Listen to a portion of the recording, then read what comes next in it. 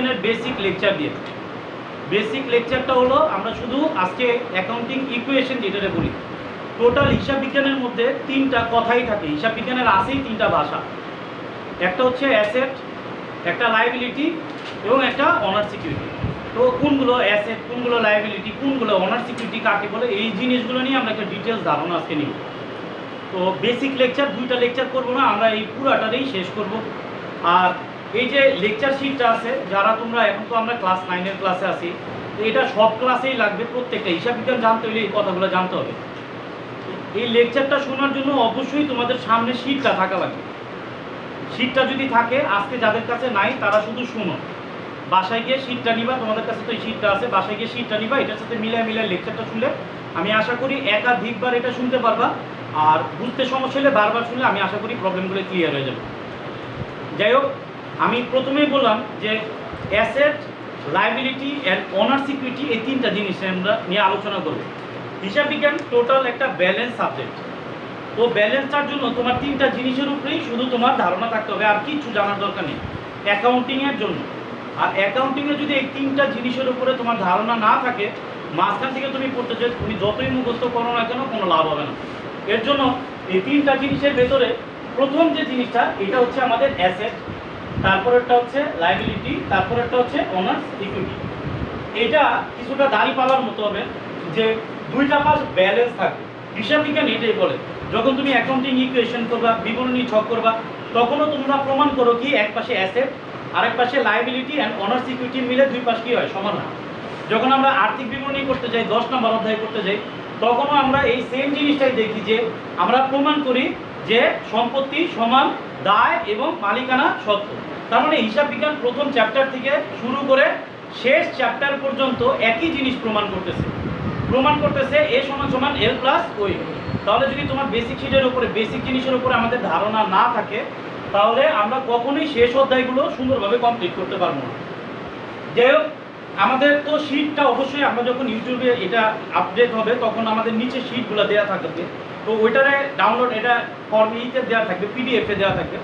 PDF থেকে download করে, যারা বাইরের আছে তারা পিডিএফ থেকে ডাউনলোড করে তারপরে এই শিটটার সাথে লেকচারটা মিলাই করতে হবে, কারণ আমরা বোর্ডে পুরোটা লিখতে পারবো না। এই শিটটা দেখে মিলাই লেকচারটা শোনা লাগবে।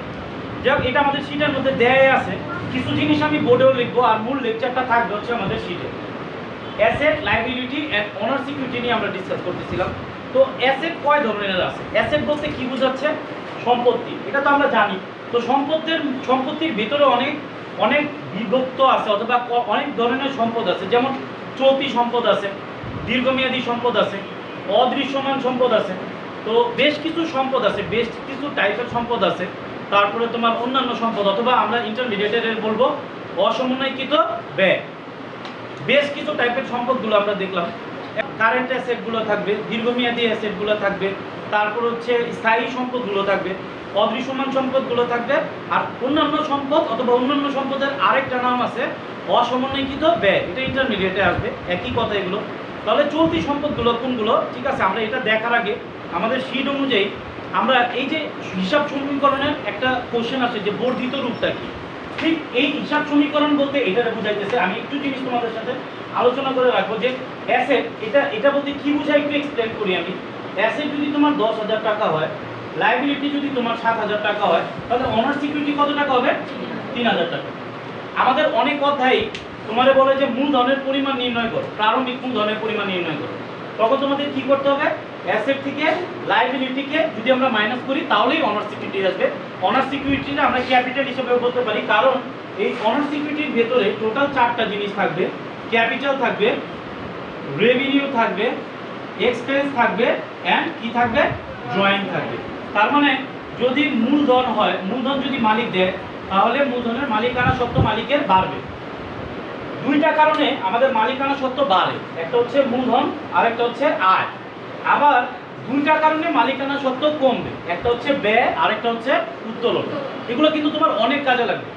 যে আমি যখন ক্লাসে যাই তখন আমি দেখি যে যখন আমরা বিবরণী ছক করতে যাই, যে ভাইয়া মূলধনের সাথে কোনটা প্লাস করবো কোনটা মাইনাস করবো, খুব কনফিউজ হয়ে যায় বিবরণী ছক করার সময়। আসলে বিবরণী ছক না, টোটাল হিসাব বিজ্ঞানটাই এই শিটের থেকে অথবা এই জায়গার থেকেই শুরু হয়। যদি আমরা এই জায়গাতে কাজ না করতে পারি তাহলে পরে গিয়েও কোনো লাভ হবে না, হিসাব বিজ্ঞান আর শেখা যাবে না। যাই হোক, তাহলে আমরা যদি এই অনার্স ইকুইটির পেছনে আমরা এরকম করে লিখি এ সমান সমান এল লিখলাম, এল লেখার পরে এখানে এল এর পরে কি হয় প্লাস, তাহলেও হবে। এটারই হিসাব সমীকরণের বর্ধিত রূপ বলে, কারণ হচ্ছে অ্যাসেট সমান সমান লায়াবিলিটি প্লাস অনার্স ইকুইটিরই এটা বলে। অনার্স ইকুইটি কিভাবে নির্ণয় করতে হয়, আমাদের হিসাব বিজ্ঞানের রেগুলার একটা জিনিস থাকে যে মালিকানা সত্ত্বের পরিমাণ নির্ণয় করো। এই কোশ্চেনটা খুব কমন একটা প্রশ্ন। মালিকানা সত্ত্বের পরিমাণ যদি নির্ণয় করতে বলে আমরা খুব কনফিউজ হয়ে যাই। সত্ত্বাধিকারের পরিমাণ নির্ণয় করতে বলে, তাহলে সত্ত্বাধিকারের পরিমাণ নির্ণয় করতে বললে ওই অনার্স ইকুইটি বের করতে বলতেছে, তখন তোমরা মূলধনের সাথে আয়কে কি করবা প্লাস, ব্যয়কে কি করবা মাইনাস, আর উত্তোলনকে কি করবা মাইনাস। তাহলে আমরা যদি শীটে যাই, শীটের মধ্যে এগুলো দেয়া আছে। তো আমরা এই যে এখানে আসলে মূলত আমরা তিনটা জিনিস শিখবো না। হিসাব বিজ্ঞান জানার জন্য প্রত্যেকটা জিনিস আমাদের লাগবে। টোটাল কয়টা জিনিস লাগবে আমাদের? 6টা। কয়টা? তার মানে আমাদের অ্যাসেট সম্পর্কে জানতে হবে, লায়াবিলিটি সম্পর্কে জানতে হবে, ক্যাপিটাল কাকে বলে, মূলধন কাকে বলে এটা সম্পর্কে জানতে হবে, রেভিনিউ কাকে বলে, আয় প্রতিষ্ঠানিক কোনগুলো আয় এটা সম্পর্কে জানতে হবে, কোনগুলো ব্যয় এটা জানতে হবে, কোনগুলো উত্তোলন। এগুলোই আমাদের বেসিক শিটে দেওয়া আছে। সব দেওয়া নেই, কিছু দেওয়া আছে, একটা ধারণা দেওয়া আছে। যেটুকু দেওয়া আছে আমি মনে করি এতটুকু ইনাফ, তারপরে একটু বুঝে বুঝে আমরা করতে পারবো। যাই হোক, এইটুকু পর্যন্ত আমাদের শীটের আলোচনা হয়েছে। আমরা এখন সরাসরি হিসাব সমীকরণে চলে যেতেছি। তো হিসাব সমীকরণে যখন আমরা যাব, প্রথমে আসবে অ্যাসেট নিয়ে আলোচনা করতে হবে। সরি, আমরা এইখান থেকে আলোচনা না করে আমরা এইখান থেকে আলোচনা করব। তাহলে প্রথমে আমরা আলোচনা করবো অ্যাসেট নিয়ে। আমি প্রথমেও বলছি, এখনো বলতেছি, আমরা কয়েক ধরনের অ্যাসেট দেখব। চলতি সম্পদ, দীর্ঘমেয়াদী সম্পদ, স্থায়ী সম্পদ, অসমন্বয়কৃত ব্যয় অথবা অন্যান্য সম্পদ, অদৃশ্যমান সম্পদ।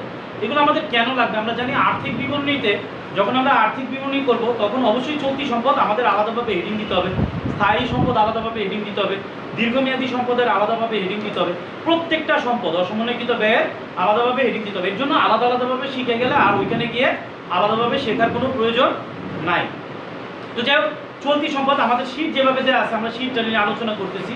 যেই সম্পত্তিগুলো 1 বছরের কম সময়ের জন্য ব্যবহার করা যায় তাকে চলতি সম্পদ বলে। যাই হোক, চলতি সম্পদগুলো কি কি?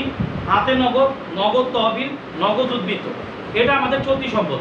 খুব ইম্পর্টেন্ট, অনেক সময় আমাদের রেয়ামিলের অধ্যায় থাকে চলতি সম্পদ ও চলতি দায়ের পরিমাণ নির্ণয় করো, যার জন্য চলতি সম্পদ আর চলতি দায় আমাদের একদম ক্লিয়ার একটা ধারণা থাকতে হবে। ব্যাংক জমার উদ্বৃত্ত, ব্যাংকে আমাদের কাছে হয় নগদ টাকা থাকবে, তা নাহলে ব্যাংকে টাকা থাকবে, এটা তো আমরা জানি। সমাপনী মজুত পণ্য জিনিসটা কি? আমরা মজুত পণ্য নিয়ে একটু আলোচনা করব, কারণ মজুত পণ্য নিয়ে এই আলোচনাটা খুব জরুরি। যাই হোক, আমি এটা মুছে দিচ্ছি, শুধু এটা রাখবো, বাকিগুলো আমরা মুছে দিচ্ছি, কারণ আমরা একটা একটা এখান থেকে দেখাবো কি কি আমরা আলোচনা করতেছি। যাই হোক, সমাপনী মজুত পণ্যের জন্ম কিভাবে হয় এই জিনিসটা আমাদের জানাটা খুব জরুরি। যখন এটা একটা সার্কেল আছে, যখন আমরা পণ্য ক্রয় করি, ঠিক আছে, যদি আমরা এরকম একটা সার্কেল বানাই, ঠিক আছে, ধরো একটা সার্কেল বানাইলাম আমরা, এখানে হলো পণ্য ক্রয়টা ব্যবসার জন্য একটা ব্যয়, আর এটা একটা প্রত্যক্ষ ব্যয়।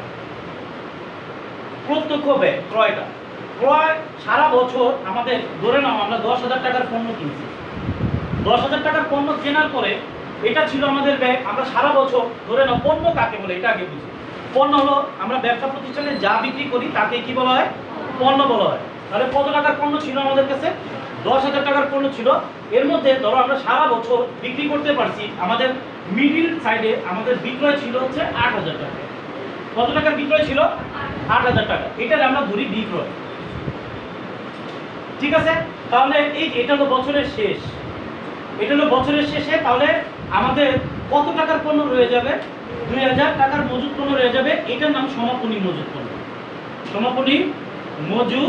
পণ্য। তোমরা একবার লক্ষ্য করো যে সমাপনী মজুত পণ্য জিনিসটা কি। সমাপনী মজুত পণ্য হলো আমরা যে পণ্যটা ক্রয় করছি সারা বছর, এটা কেন ক্রয় করছি? বিক্রি করার জন্য। বাট আমরা বিক্রি করছি কত টাকার পণ্য? 8,000 টাকার পণ্য। আমরা সার্কেল যদি করি তাহলে 8,000 টাকার পণ্য বিক্রি করছি, তাহলে আমাদের কাছে রয়ে গেল কত টাকার পণ্য? 2,000 টাকার পণ্য। তাহলে এই যে পণ্যটা বছরের শেষে রয়ে যায়, এটা বছরের শেষে রয়ে যাবে, এইটারই নাম সমাপনী মজুত পণ্য। এটা 2021 সালের ডিসেম্বর 31। বোর্ডটা কতটুকু বোঝা যেতেছে দরকার নেই, আমরা জাস্ট লেকচারটুকু দেখবো, লেকচারটুকু শুনলেই হবে। 31শে ডিসেম্বর তারিখে এই ক্রয়কৃত পণ্যের নাম আমরা কি দিলাম? সমাপনী মজুত পণ্য। তাহলে এইটা আমার কাছে অনেকে প্রশ্ন করতে পারো, ভাইয়া ক্রয় তো ব্যয়, আর সমাপনী মজুত পণ্য আমাদের কি? চলতি সম্পদ। তাহলে ব্যয়ের নাম কেন সম্পদ দিলেন? এটা একদিনের জন্য দিব, একটা রাতের জন্য দিব, পরের দিন সকাল মানে 2022, এই যে এইখানটাতে 2022 জানুয়ারির 1 তারিখে আমরা আবার কত টাকা নিয়ে ব্যবসা শুরু করব, কত টাকার পণ্য নিয়ে? 2000 টাকা। এইটারই নাম হবে প্রারম্ভিক মজুত পণ্য। প্রারম্ভিক, একটু খেয়াল করবো এই জায়গাটা আমি কি কথাটা বলতেছি, কারণ এই প্রারম্ভিক মজুত পণ্য এই জিনিসগুলো কিন্তু কনফিউজ আমাদের অনেক দূর পর্যন্ত আমরা পড়াশোনা করি, কিন্তু এই প্রারম্ভিক মজুত কিভাবে আসতেছে, কিভাবে এটা তৈরি হয়েছে, এই ধারণাটাই আমাদের কাছে নেই। তো যাই হোক, আমরা একটু আরেকবার লক্ষ্য করবো, ক্রয়কৃত পণ্য বিক্রয় হয়েছে কত? 8000 টাকার পণ্য বিক্রয় হয়েছে, তাহলে রয়ে গেল কত টাকার পণ্য? 2000 টাকা। এটার নাম কি হবে? সমাপনী মজুত পণ্য। তুমি একবার চিন্তা করে দেখো যে 2022, এটা তো একদিন, এই দিন কিন্তু তুমি আর ব্যবসা করলে না, রাত্রে জাস্ট মজুতটা দেখাইলা। তুমি যখন পরের দিন তুমি দোকান খুললা অথবা তোমার ব্যবসা প্রতিষ্ঠান খুললা, ওইখানে তোমার কত টাকার পণ্য নিয়ে তুমি ব্যবসা শুরু করলা? 2000 টাকা। প্রারম্ভিক মজুত পণ্য তোমার প্রত্যক্ষ খরচ, ক্রয়ও তোমার প্রত্যক্ষ খরচ। তার মানে তুমি যখন 2021 সাল 22 সালটা তুমি যখন শুরু করতেছো, তুমি কত টাকার পণ্য নিয়ে ব্যবসা শুরু করতেছো? 2000 টাকা। তোমার এই জিনিসের নাম ছিল প্রত্যক্ষ খরচ ক্রয়, ওই জিনিসটা আবার তুমি নাম দিলা কি? প্রারম্ভিক মজুত পণ্য। অর্থাৎ ঘুরে ফিরে তুমি কিন্তু সেই প্রত্যক্ষ খরচ নাম দিয়ে ব্যবসাটা শুরু করলাম। এখন একটা জিনিস একবার যদি ক্রয় থেকে ওটার নাম পরিবর্তন করা হয়, সমাপনী মজুত পণ্য দেওয়া হয়, তাহলে ওইটার নাম আর ক্রয় দেওয়া যাবে না। তাহলে ওইটার নাম কি দিতে হবে? প্রারম্ভিক মজুত পণ্য। মনে রাখবা, বিগত বছরের যেটা শেষ ওইটাই পরবর্তী বছরে শুরু। মনে থাকবে এটা। প্রারম্ভিক মানে হচ্ছে বছরের প্রথমের মজুত পণ্য, আর এই প্রারম্ভিকটা কই থেকে আসলো? বিগত বছর যেটা রয়ে গেছে ওইটাই এই বছরের কি হবে? প্রারম্ভিক। যাক, এই হলো আলোচনা। সমাপনী মজুত পণ্য আমাদের চলতি সম্পদ, আর প্রারম্ভিক মজুত পণ্য আমাদের প্রত্যক্ষ ব্যয়। কারণ এটা ব্যয়কৃত পণ্যেরই নাম দিয়েছিলাম সমাপনী মজুত পণ্য। আবার দেখো, এটা প্রত্যক্ষ খরচ হিসাবেই শুরু করলো। তুমি যখন ফাইনাল অ্যাকাউন্ট করবা, দেখবা প্রত্যক্ষ খরচের মধ্যে প্রারম্ভিক মজুত পণ্য আসবে প্রথমে, কারণ এটা ক্রয়কৃত পণ্যেরই নাম আমরা কি দিছিলাম? প্রারম্ভিক মজুত পণ্য দিছিলাম, সমাপনী মজুত পণ্য দিছিলাম, আর ওইটারই নাম আবার কি দিলাম? প্রারম্ভিক মজুত পণ্য। এই হচ্ছে প্রারম্ভিক মজুত পণ্য অথবা সমাপনী মজুত পণ্যের টোটাল হিস্ট্রি। যাই হোক, অনেক আলোচনা করলাম আমরা এই সমাপনী মজুত পণ্য নিয়ে, আর বুঝাবো না। সমাপনী মজুত পণ্য অনেকভাবে বলতে পারে। মজুত পণ্য 31/12/2021 এরকম শেষ ডেট মজুত পণ্য লেখা যদি শেষ ডেট দেওয়া থাকে, ওইটাই সমাপনী মজুত পণ্য হবে। আমরা একটু বুঝে নিব এটা। দেনাদার, দেনাদার কিভাবে তৈরি হয়? ধারে বিক্রি করলে দেনাদার তৈরি হয়। দেখো, ব্যবসা প্রতিষ্ঠানের সবচেয়ে ইম্পর্টেন্ট জিনিস হচ্ছে ক্রয় আর বিক্রয়। ব্যবসা প্রতিষ্ঠানের সবচেয়ে ইম্পর্টেন্ট জিনিস কি? ক্রয় আর বিক্রয়। এই ক্রয় বিক্রয় কয়েকভাবে করা যায়। যেমন আমরা নগদে ক্রয় করতে পারি, নগদে বিক্রি করতে পারি। আচ্ছা, বিক্রয় নিয়ে আগে আমরা আলোচনা করি। যখন আমরা নগদে বিক্রি করব তখন আমাদের নগদ টাকা বাড়বে। যখন আমরা চেকে বিক্রি করব টাকাটা ব্যাংকে বাড়বে। যখন আমরা ধারে বিক্রি করব তখন তৈরি হবে দেনাদার। যখন আমরা বিলের মাধ্যমে বিক্রি করব তখন তৈরি হবে প্রাপ্য বিল। এই প্রাপ্য বিলটা একটা ব্যবসায়িক বিল হয়। এই বিলটা সম্পর্কে হয়তো আমরা যারা স্টুডেন্ট আছি আমাদের আইডিয়াটা কম, বাট যখন আমরা ব্যবসায় যাব, ব্যবসায় এরকম প্রাপ্য বিল তৈরি করা হয় যেগুলোর মাধ্যমে আমরা লেনদেন করতে পারবো, লাইক চেকের মতো অথবা নগদ টাকার মতো। তাহলে সমাপনী মজুত পণ্যের পরে আমরা দেনাদার নিয়ে আলোচনা করতেছিলাম। দেনাদারের ইংলিশ শব্দটা হচ্ছে অ্যাকাউন্টস রিসিভেবল। যখন তুমি ইংলিশে যাবা শুধু অ্যাকাউন্টস রিসিভেবল, বাংলায় যদি তোমার করতে হয় তাহলে তোমার জানতে হবে দেনাদারের আরেকটা শব্দ আছে প্রাপ্য হিসাব। দেনাদারকে বলতে পারি আমরা বিক্রয় খতিয়ান জের। দেনাদারকে বলা যাবে পুস্তক ঋণ অথবা পাওনা। এগুলো সবই দেনাদার, দেনাদারের কয়েকটা নাম। আর মনে থাকবে না দেনাদার কিভাবে তৈরি হবে? ধারে বিক্রি করলে দেনাদার তৈরি হবে, আর ধারে ক্রয় করলে পাওনাদার। দেনাদার আমাদের চলতি সম্পদ আর পাওনাদার আমাদের চলতি দায়। একটা জিনিস মনে রাখবা, হাতের এই পিসটা যদি সম্পদ হয় তাহলে এই পিসটা কি হবে? দায়। হাতের দেখো, আমাদের এই অ্যাকাউন্টিং ইকুয়েশনের দুইটা সাইড আছে। অ্যাসেটটা যদি হাতের সামনের সাইড হয়, লায়াবিলিটিটা তাহলে পেছনের সাইড। অনার সিকিউরিটিটা তাহলে কি? অনার সিকিউরিটি শুধু মালিকের কত টাকা ব্যবসায় আছে এটা নিয়ে আলোচনা করে। তাহলে অনার সিকিউরিটি যদি আমরা ডেকে দিই তাহলে রয়ে যায় কি? Asset and liability. আসলে ব্যবসা প্রতিষ্ঠান অ্যাসেট আর লায়াবিলিটির উপরেই আসলে পুরোটা আলোচনা করে। শুধুমাত্র মালিকের টাকা হিসাব রাখার জন্য অনার সিকিউরিটি আসে। আমি কি বুঝাইতে পারছি ব্যাপারটা? তো যাই হোক, যেটা নিয়ে আমরা আলোচনা করতেছিলাম যে হাতের এই পাশটা যদি তোমার দেনাদার হয়, দেনাদার যদি সম্পদ হয়, তাহলে ধারে ক্রয় করলে কি তৈরি হবে? পাওনাদার। একটু বুঝে নিবা যে দেনাদার ধারে বিক্রি করলে দেনাদারের কাছ থেকে আমরা টাকা পাবো। এই যে আমাদের কাছে এখন খুব মাইনর মনে হবে ব্যাপারটা, যে আসলে খুব সহজ ভাইয়া যেটা বলতেছেন যে দেনাদার আমাদের জন্য সম্পদ, এটা বারবার আসলে কি বলার অনেক কিছু আছে। কারণ হচ্ছে আমরা যখন জাবেদায় চলে যাব তখন আমরা বলি যে দেনাদারের মানে বললাম কি 5000 টাকা পাওয়া গেল। এখন আমরা কার থেকে টাকাটা পাইছি এটা উল্লেখ করা নেই। তখন বুঝে নিতে হবে দেনাদারের কাছ থেকে আমরা টাকা পাই।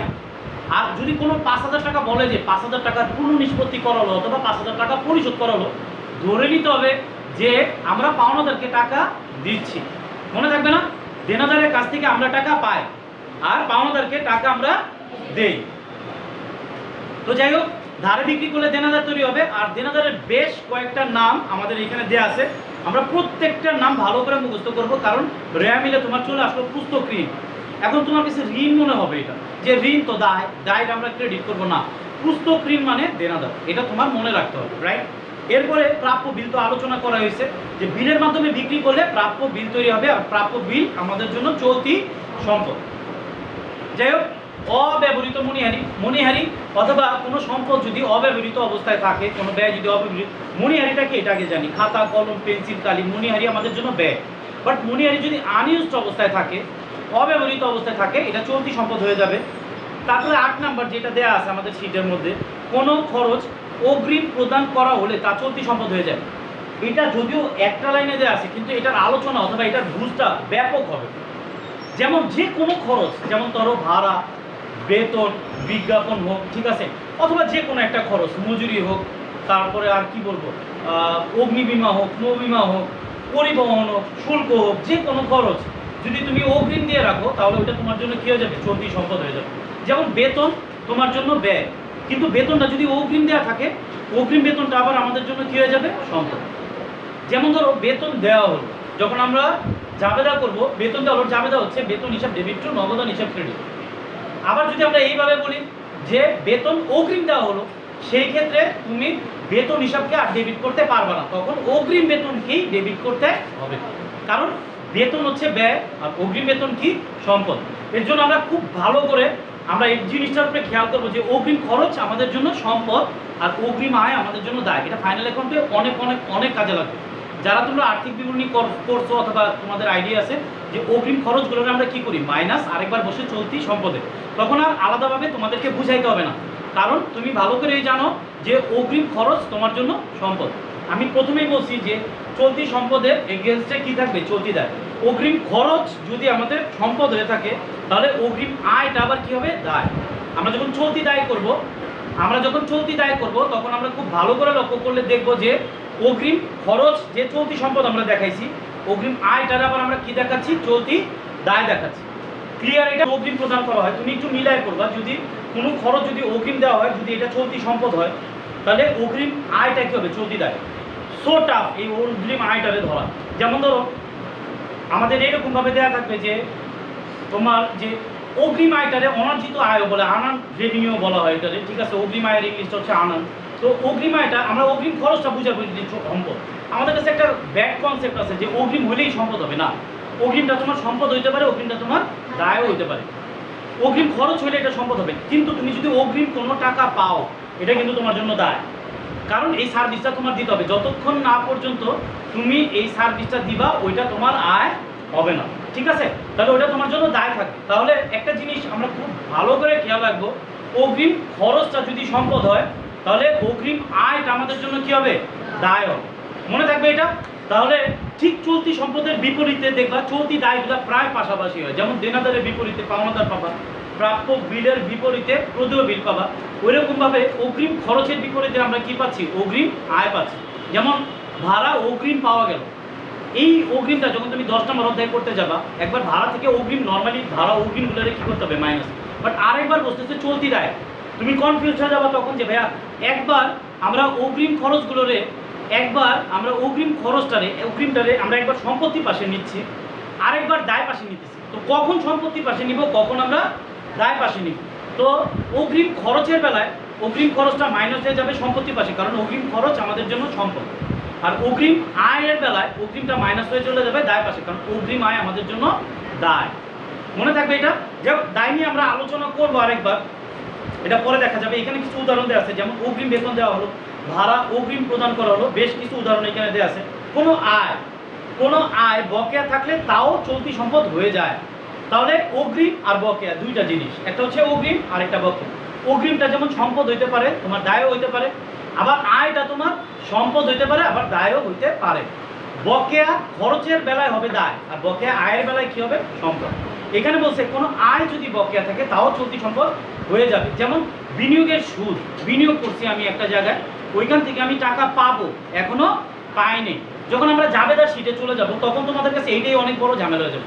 বিনিয়োগের সুদ নগদে পাওয়া গেল, নগদান হিসাব ডেবিট টু বিনিয়োগের সুদ হিসাব, আয়টাকে আমরা ক্রেডিট করলাম, নগদ টাকা সম্পদ। আমি যদি বলি বিনিয়োগের সুদ বকেয়া আছে, আমাদের মধ্যে কয়জন এটাতে পারবে? বকেয়া বিনিয়োগের সুদ আমাদের জন্য চলতি সম্পদ, তাহলে বকেয়া বিনিয়োগের সুদকে ডেবিট করো। বকেয়া আয় আমাদের জন্য কি সম্পদ, বকেয়া বিনিয়োগের সুদ হিসাব ডেবিট টু বিনিয়োগের সুদ হিসাব ক্রেডিট। আমরা কিন্তু এই বেসিক থেকে যখনই এটা জাবেদায় উঠবো, যদি আমাদের নলেজে না থাকে যে বকেয়া আয় আমাদের, অনেক সময় বকেয়া দেখবা ক্রেডিট হচ্ছে, বকেয়া খরচ ক্রেডিট হয়। যেমন বেতন বকেয়া আছে, জাবেদাটা কি হবে, বেতন হিসাব ডেবিট টু বকেয়া বেতন ক্রেডিট। তাহলে বেতনের বেলায় দেখো বকেয়াটা কি হচ্ছে, ক্রেডিট হচ্ছে। আবার বিনিয়োগের সুদের বেলায় বকেয়াটা কি হচ্ছে, ডেবিট হচ্ছে। যার জন্য এটা একটু বুঝে তারপরে পড়তে হবে যে বকেয়াটা আমাদের সম্পদ হতে পারে, বকেয়াটা আমাদের দায় হতে পারে। বকেয়া কোনটা সম্পদ, বকেয়া আয়টা আমাদের সম্পদ, আর বকেয়া খরচটা আমাদের জন্য দায়। মনে থাকবে না এটা? যাই হোক, আমি আবার বলতেছি যে হাতের এই পিসটা যদি সম্পদ হয়, আমরা এটা খুব ভালো করে মনে রাখবো, এটা কি হবে, দায়। তাহলে যদি বকেয়া আয় সম্পদ হয়, তাহলে বকেয়া খরচটা কি হবে, দায়। ভেরি ভেরি ইম্পর্টেন্ট কথা এই দুইটা জিনিস। 8 আর 9 নম্বরে যে কথা আছে, এটা আসলে এক লাইনে লেখা আছে, এটা লাইন একটা না, এটা লাইন হাজারটা। কারণ খরচের কোনো অভাব নাই, আয়েরও কোনো অভাব নাই। তাহলে পৃথিবীতে যত খরচ আছে ওগুলো অগ্রিম হইলেই সম্পদ হবে, যত আয় আছে এগুলো বকেয়া থাকলে সম্পদ হবে। আমরা মনে রাখবো দীর্ঘমেয়াদী সম্পদ। দীর্ঘমেয়াদী সম্পদ মানেই বিনিয়োগ, দীর্ঘমেয়াদী সম্পদ মানেই বিনিয়োগ। তাহলে কিছু দীর্ঘমেয়াদী সম্পদ বিভিন্ন সময় বিভিন্নভাবে তোমার সামনে আসবে। বিনিয়োগের ইংলিশ শব্দটা হবে ইনভেস্টমেন্ট। তো তোমার বাংলায় যদি আমরা বলি তাহলে বিনিয়োগ ডাইরেক্ট প্রথম কথা। তারপরে আমি লিখে দিচ্ছি এগুলো। সঞ্চয়পত্র, কোনো কোম্পানির যদি সঞ্চয়পত্র আমরা কিনি, আমরা টাকাগুলো তাদেরকে দিচ্ছি, এমনিতে দিব না। এই সঞ্চয়পত্র কেনার বিপরীতে আমরা সঞ্চয়পত্র থেকে কিছু সুদ পাবো, তাহলে ওইটা আয়ের আশায় দিতেছি, এটাও সঞ্চয়পত্র আমরা যদি কিনি তাহলে ওটাও বিনিয়োগ হবে। লগ্নি মানে বিনিয়োগ, লগ্নি বিনিয়োগের একটা নাম, ঠিক আছে? এগুলো আমাদের মনে রাখতে হবে। ডিবেঞ্জার ক্রয়, ডিবেঞ্জার হচ্ছে ঋণপত্র, ডিবেঞ্জারের বাংলা শব্দটা হচ্ছে ঋণপত্র। তো ডিবেঞ্জার যদি আমরা ক্রয় করি, তাহলে ডিবেঞ্জার কিনে কি আমরা টাকা পাচ্ছি না দিচ্ছি? দিচ্ছি। একটা ডিবেঞ্জার আমরা কিনতেছি, অন্য কোম্পানির ঋণপত্র আমরা কিনতেছি, এদিকে আমাদের টাকা দিতে হবে না? তাহলে এটাও one kinds of investment, right? তারপরে আছে ঋণপত্র ক্রয়, জাস্ট ডিবেঞ্জার ইংলিশ শব্দ, ঋণপত্রটা বাংলা শব্দ। কোনো ব্যক্তি বা প্রতিষ্ঠানকে যদি আমরা ঋণ দিই, যেমন রহমানকে ঋণ প্রদান করা হলো, ঋণ দেখেই যেন আমরা দায় না মনে করি। ঋণ দিলে কিন্তু সম্পদ হবে, আর ঋণ নিলে কি হবে, দায়। মনে থাকবেন এটা। আবার পুস্তক ঋণ মানে কি, দেনাদার। পুস্তক ঋণ মানে, আচ্ছা যাই হোক, কোনো কোম্পানির শেয়ার ক্রয়, কোনো কোম্পানির শেয়ারও ক্রয় করি কেন, বিনিয়োগের কারণে। তো বিনিয়োগের বেশ কিছু আমি নাম দেখলাম। ধরো তোমার কোশ্চেনে আসলো যে লিভার ব্রাদার্সের শেয়ার ক্রয় করা হলো, সেই ক্ষেত্রে তোমার জাবেদাটা হবে শেয়ার ক্রয় হিসাব ডেবিট হবে না, ডাইরেক্ট তুমি কি লিখবা, বিনিয়োগ হিসাব ডেবিট টু নগদান হিসাব ক্রেডিট। তারপরে লিখতে পারো তোমার ঋণপত্র ক্রয় করা হলো, তুমি লিখো বিনিয়োগ হিসাব ডেবিট টু নগদান হিসাব ক্রেডিট। যাই হোক, আমরা এইটুকু কথা মনে রাখবো ইনশাআল্লাহ। এরপরে আস্তে আস্তে হচ্ছে স্থায়ী সম্পদ। তো স্থায়ী সম্পদ কোনগুলো, এগুলো স্থায়ী সম্পদের সাথে আমরা সবাই খুব ভালো করে জানি স্থায়ী সম্পদ কোনগুলো। আমি বেশ কিছু ডেমো দিছি, আমি জাস্ট রিডিং করে যাচ্ছি। আসবাবপত্র, আসবাবপত্র এখানে দেখবা কলম দিয়ে দেওয়া আছে। একটা চেয়ার ক্রয় করা হলো, এখন চেয়ারকে তুমি যদি বলো যে চেয়ারকে যদি আমরা বলি ফ্রিজ, তাইলে হবে? চেয়ারকে অফিস সরঞ্জাম বলা যাবে না, প্রত্যেকজনের আলাদা আলাদা নাম আছে। এখানে আমরা যতজন স্টুডেন্ট আছি, অনেকে মেয়ে আসো, অনেকে ছেলে আসো। আমি যদি ডাক দিই এই মেয়ে এখানে আসো, কে আসবে এখানে, রাইট? তাহলে আমাদের ওর নাম ধরে ডাকতে হবে। যেমন চেয়ারকে তুমি আসবাবপত্র বলতে হবে। হিসাব বিজ্ঞানের ভাষায় চেয়ারের নামটা কি দেওয়া হয়েছে, চেয়ার, টেবিল, খাট, আলমারি, সিন্ধু, এই কয়টা যদি কেনা হয় তাহলে এটাকে কি বলতে হবে, আসবাবপত্র, রাইট? তো এখানে আলাদাভাবে দেওয়া আছে কোনগুলো আসবাবপত্র। এরপরে অফিস সরঞ্জাম কোনগুলোরে বলা হয়, অফিস সরঞ্জাম বলা হবে কম্পিউটার, ঘড়ি, fan, copyright machine, fax machine, মাপার যন্ত্র ইত্যাদি, এগুলোকে বলা হবে অফিস সরঞ্জাম। যেমন একটা কম্পিউটার ক্রয় করা হলো, তুমি কম্পিউটার হিসাব ডেবিট করো, আমরা কিন্তু এই ভুলগুলো করি। একটা মাপার যন্ত্র ক্রয় করা হলো, একটা ফ্যাক্স মেশিন ক্রয় করা হলো, আমাদের কিন্তু ফিউচারে এই ভুলগুলোই হবে। আমরা যারা মনোযোগ দিয়ে এই ক্লাসগুলো না শুনবো তারা গিয়ে কনফিউজ হয়ে যাবে, কম্পিউটারকে কেন অফিস সরঞ্জাম লিখলেন, আমরা শিখাই দিয়েছি, ওর নাম আছে, ওর নাম ধরে ওরা ডাকতে হবে। কম্পিউটারের নাম হচ্ছে অফিস সরঞ্জাম, আমরা এই জিনিসটার উপরে খেয়াল করবো। যাই হোক, এগুলো নাম আলাদাভাবে দেওয়া আছে। একটি কম্পিউটার ক্রয় করা হলো, অথবা ধর একটা ফ্যান ক্রয় করলো, অফিস সরঞ্জাম হিসাব দেবে। অনেকে আমাকে কোশ্চেন করে যে লেখা থাকে কোশ্চেনে, ভাইয়া এরকম লেখা থাকবে যে অফিসের জন্য একটি চেয়ার ক্রয় করা হলো, তো আমরা বলে ভাই অফিসের জন্য কেনা হয়েছে, তাহলে তো এটা অফিস সরঞ্জাম না। অফিসের জন্য কি কেনা হয়েছে? চেয়ার। আমরা কি অফিসের হিসাব করতেছি নাকি মালিকের ব্যক্তিগত হিসাব করতেছি? মালিকের ব্যক্তিগত কোনো হিসাব আমরা করতেছি না, আমরা অফিসের হিসাবই করতেছি। বলুক আর না বলুক, এটা কিসের হিসাব হইতেছে? অফিসের হিসাব হইতেছে। সব কিসের জন্য কেনা হইতেছে? অফিসের জন্য। তাহলে এটা বললো অফিসের জন্য, না বললো অফিসের জন্য। আর মালিকের ব্যক্তিগত প্রয়োজনে যদি কেনা হইতো চেয়ারটা, তাহলে ওইখানে উল্লেখ করা থাকে। আর ব্যক্তিগত জন্য, মালিকের ব্যক্তিগত জন্য যদি চেয়ার কেনা হয়, তাহলে ওইটাকে বলা হবে উত্তোলন। ওইটাকে আলাদাভাবে অফিস সরঞ্জাম অথবা আসবাবপত্র বলা যাবে না। যেমন ওইটা নিয়ে আমরা পরে আসতেছি। যন্ত্রপাতি, কলকবজা, মেশিন। মেশিনটা হচ্ছে ইংলিশ শব্দ, এই বাংলা দুইটা শব্দ আছে, একটা হলো যন্ত্রপাতি আর একটা হচ্ছে কলকবজা। এরপরে আছে দালান কোঠা, এটা বুঝবা তোমরা। ভূমি, মোটর সাইকেল, গাড়ি, স্বর্ণ গহনা, অলংকার, ইজারা সম্পত্তি, বই পুস্তক। যেমন আমি যদি একজন লয়ার হই অথবা আমি একজন শিক্ষক, আমার কাছে যে বইগুলো আছে ওটা একটা স্থায়ী সম্পদ। ঠিক আছে, বই পুস্তক ক্রয় করা হলো। একজন লয়ারের তোমার অঙ্ক আসলো যে লয়ারের হিসাবগুলো তুমি করতেছো, তখন যখন তুমি বইপত্র কিনবা তখন এটা জার্নাল হবে বই পুস্তক হিসাব ডেবিট, অনেকে বলে পাঠাগার হিসাব ডেবিট, অনেকে বলে লাইব্রেরি হিসাব ডেবিট, কোনো সমস্যা নেই। বই পুস্তক হিসাব ডেবিট টু নগদান হিসাব ক্রেডিট। তাহলে এইটুকু আমরা মনে রাখবো, বই পুস্তক আমাদের জন্য একটা স্থায়ী সম্পদ, এটা যেন মনে থাকে। তো বই পুস্তকও ডেবিট করতে পারবো আমরা, লাইব্রেরি হিসাবেও ডেবিট করতে পারবো, অথবা লাইব্রেরির বাংলা শব্দটা কি? পাঠাগার, মনে থাকবে। পাঠাগার হিসাব ডেবিট করতে পারবো। সাজ সরঞ্জাম। সাজ সরঞ্জামটা কোথায় বেশি করা হয়? এটা কোন বিজনেসে সবচেয়ে বেশি লাগে? যাদের ডেকোরেটর টাইপ বিজনেস হয়। ঠিক আছে, যেমন ধরো আমরা কমিউনিটি সেন্টারগুলো দেখি, ওইখানে সাজ সরঞ্জামে হিউজ টাকা খরচ করা হয়। যেমন ধরো একটা রেস্টুরেন্টে যদি যাও তোমরা দেখবা যে কতটুকু ডেকোরেশন করছে তারা, লাখ লাখ টাকা ডেকোরেশনে খরচ করা হয়। তো এই ডেকোরেশনগুলো রয়ে যায়, আর এটা আমাদের একটা স্থায়ী সম্পদ। এর জন্য সাজ সরঞ্জামটা একটা মূলধন জাতীয় ব্যয় অথবা স্থায়ী সম্পদ, আমরা এই জিনিসটা মনে রাখবো। নতুন ব্যাটারি ও টায়ার ক্রয়। নতুন ব্যাটারি ও টায়ার ক্রয় করলো, এটা যেহেতু লং টাইম চলবে এর জন্য এটাও একটা স্থায়ী সম্পদ। ফ্রিজের কম প্রেশার মেশিন, এগুলো আমাদের তোমাদের যারা এসএসসিতে আসছে এটা 4 নম্বর অধ্যায়ে কাজে লাগে, এর জন্য এটা আনা হয়েছে এখানে। এবং স্থায়ী সম্পদ ক্রয়ের সময় আনুষঙ্গিক খরচ, এই জিনিসটা তোমাদের বোঝা উচিত যে স্থায়ী সম্পদ কেনার সময়, এটা আমাদের আগে শীটে ছিল না, এটা নতুনভাবে ইনকরণ হয়েছে শীটটাতে, যে স্থায়ী সম্পদ তুমি কিনলা। সাপোজ ধরো আমরা যন্ত্রপাতি কিনি, আমাদের গার্মেন্টসের যে মেশিনগুলো হয় ওই মেশিনগুলো এনেই ইউজ করা যায় না, ওইটাকে আবার সংস্থাপন করতে হয়। সংস্থাপনের জন্য ইনস্টলেশন চার্জ হয় কিছু, ওইটারই বাংলায় সংস্থাপন ব্যয় বলা হয়। তাহলে ওই মেশিনটা সংস্থাপন পর্যন্ত যত টাকা খরচ হবে ওইটাই ওই মেশিনের দাম হবে। সাপোজ ধরো তুমি একটা মেশিন কিনলা 20,000 টাকা দিয়ে, ওইটা তুমি কেনার পরে গাড়ি ভাড়া দিলা 2,000 টাকা, এবং ওই মেশিনটা সংস্থাপন করার জন্য আরও খরচ হলো তোমার 3,000 টাকা। কেউ যদি বলে যে তোমার মেশিনের দাম কত, তাহলে তুমি 20,000 টাকা বলতে পারবে। কত টাকা বলতে হবে? মোট কত টাকা তোমার মেশিনের পিছনে খরচ হচ্ছে? 25,000 টাকা। এটা কি মনে থাকবে? যেমন ধরো একটা জাবেদা আসলো, মেশিন ক্রয়ের জন্য গাড়ি ভাড়া প্রদান করা হলো, অথবা মেশিন কিনে আনার জন্য গাড়ি ভাড়া প্রদান করা হলো। তুমি পরিবহন হিসাবকে ডেবিট করতে পারবে না, তোমার ডাইরেক্ট লিখতে হবে যন্ত্রপাতি হিসাব ডেবিট টু নগদান হিসাব ক্রেডিট। যন্ত্রপাতির সংস্থাপন করার জন্য 5,000 টাকা মজুরি প্রদান করা হলো। যন্ত্রপাতি সংস্থাপন করার জন্য 5,000 টাকা মজুরি প্রদান করা হলো। এইটাও তুমি, এইখানেও তুমি সংস্থাপন হিসাবকে অথবা মজুরি হিসাবকে ডেবিট করতে পারবে না। এইখানেও তোমার জাবেদা হবে মেশিন হিসাব অথবা যন্ত্রপাতি হিসাব ডেবিট টু নগদান হিসাব ক্রেডিট। অর্থাৎ কোনো স্থায়ী সম্পদ যদি কেনা হয় ওইটার পিছনে যত টাকা খরচ হবে ওইটা ওই স্থায়ী সম্পদের সাথেই মূলধন জাতীয় ব্যয় হিসাবে গণ্য করতে হবে, ওটা স্থায়ী সম্পদই দেখাইতে হবে। যেমন লাস্ট একটা উদাহরণ হচ্ছে, তুমি একটা বাড়ি কিনলে, বাড়িটা শুধু কিনলে হবে না, ওটা একটা দলিল করতে হবে, আর দলিলের জন্য রেজিস্ট্রেশনের জন্য আমাদের খরচ করতে হবে। আর ওই যে রেজিস্ট্রেশন ব্যয়টা ওইটাও মূলধন জাতীয় ব্যয় অথবা ওইটাও স্থায়ী সম্পদের সাথে প্লাস করতে হবে। এগুলো অনেক কাজে লাগবে। যেমন বিশেষ করে আমাদের 4 নম্বর অধ্যায়ে যখন তুমি মূলধন জাতীয় আয়, মুনাফা জাতীয় আয় বের করবা, আমরা জানি স্থায়ী সম্পদ ক্রয় মানে মূলধন জাতীয় ব্যয়। তো স্থায়ী সম্পদ যদি ওপরে তোমার ধারণা থাকে তাহলে মূলধন জাতীয় ব্যয় আর আলাদাভাবে পড়ার কোনো প্রয়োজন। যাই হোক, স্থায়ী সম্পদ নিয়ে আমরা আলোচনা করছি, আমাদের স্থায়ী সম্পদ শেষ। অন্য অন্য সম্পদের মধ্যে আমাদের এসএসসির সিলেবাসে শুধু বিলম্বিত বিজ্ঞাপন হলেই হয়, কিন্তু ইন্টারমিডিয়েটের সিলেবাসে আরও কিছু জিনিস তোমাদের লাগবে। যেমন প্রাথমিক খরচ, প্রিলিমিনারি এক্সপেন্স। প্রাথমিক খরচটা হচ্ছে, এটা শুধু যেহেতু এটা ইন্টারমিডিয়েট থেকে শুরু করে সবাই এই লেকচারটা শুনবে, আমি একটু বলি। প্রাথমিক খরচটা হচ্ছে যখন আমরা শেয়ার বিক্রি করি, তখন ব্যাংকের মাধ্যমে যে আমরা বিক্রি করি তখন তাদেরকে একটা চার্জ আমাদের দিতে হয়, তাদেরকে যে বিক্রি করে দিচ্ছে তাদেরকে আমাদেরকে কিছু কমিশন দিতে হয়। তো ওইটাই আমরা প্রাথমিক খরচ হিসেবেই গণ্য করি। শেয়ার বিক্রি করার জন্য যে খরচটা হয়, মূল কথা হচ্ছে এটা। অনেকে শেয়ার অবহারটা কি আমরা শেয়ার অবরটা হচ্ছে শেয়ার বিক্রি করার সময় কিছু ছাড় দেওয়া, এগুলো মূলধন জাতীয় ব্যয়। তো মূলধন জাতীয় ব্যয় এগুলো অসমন্বয়কৃত ব্যয় বসাইতে হয়, অথবা এসএসসি সিলেবাসে তোমরা যারা আসো তারা অন্যান্য সম্পদে বসাবা।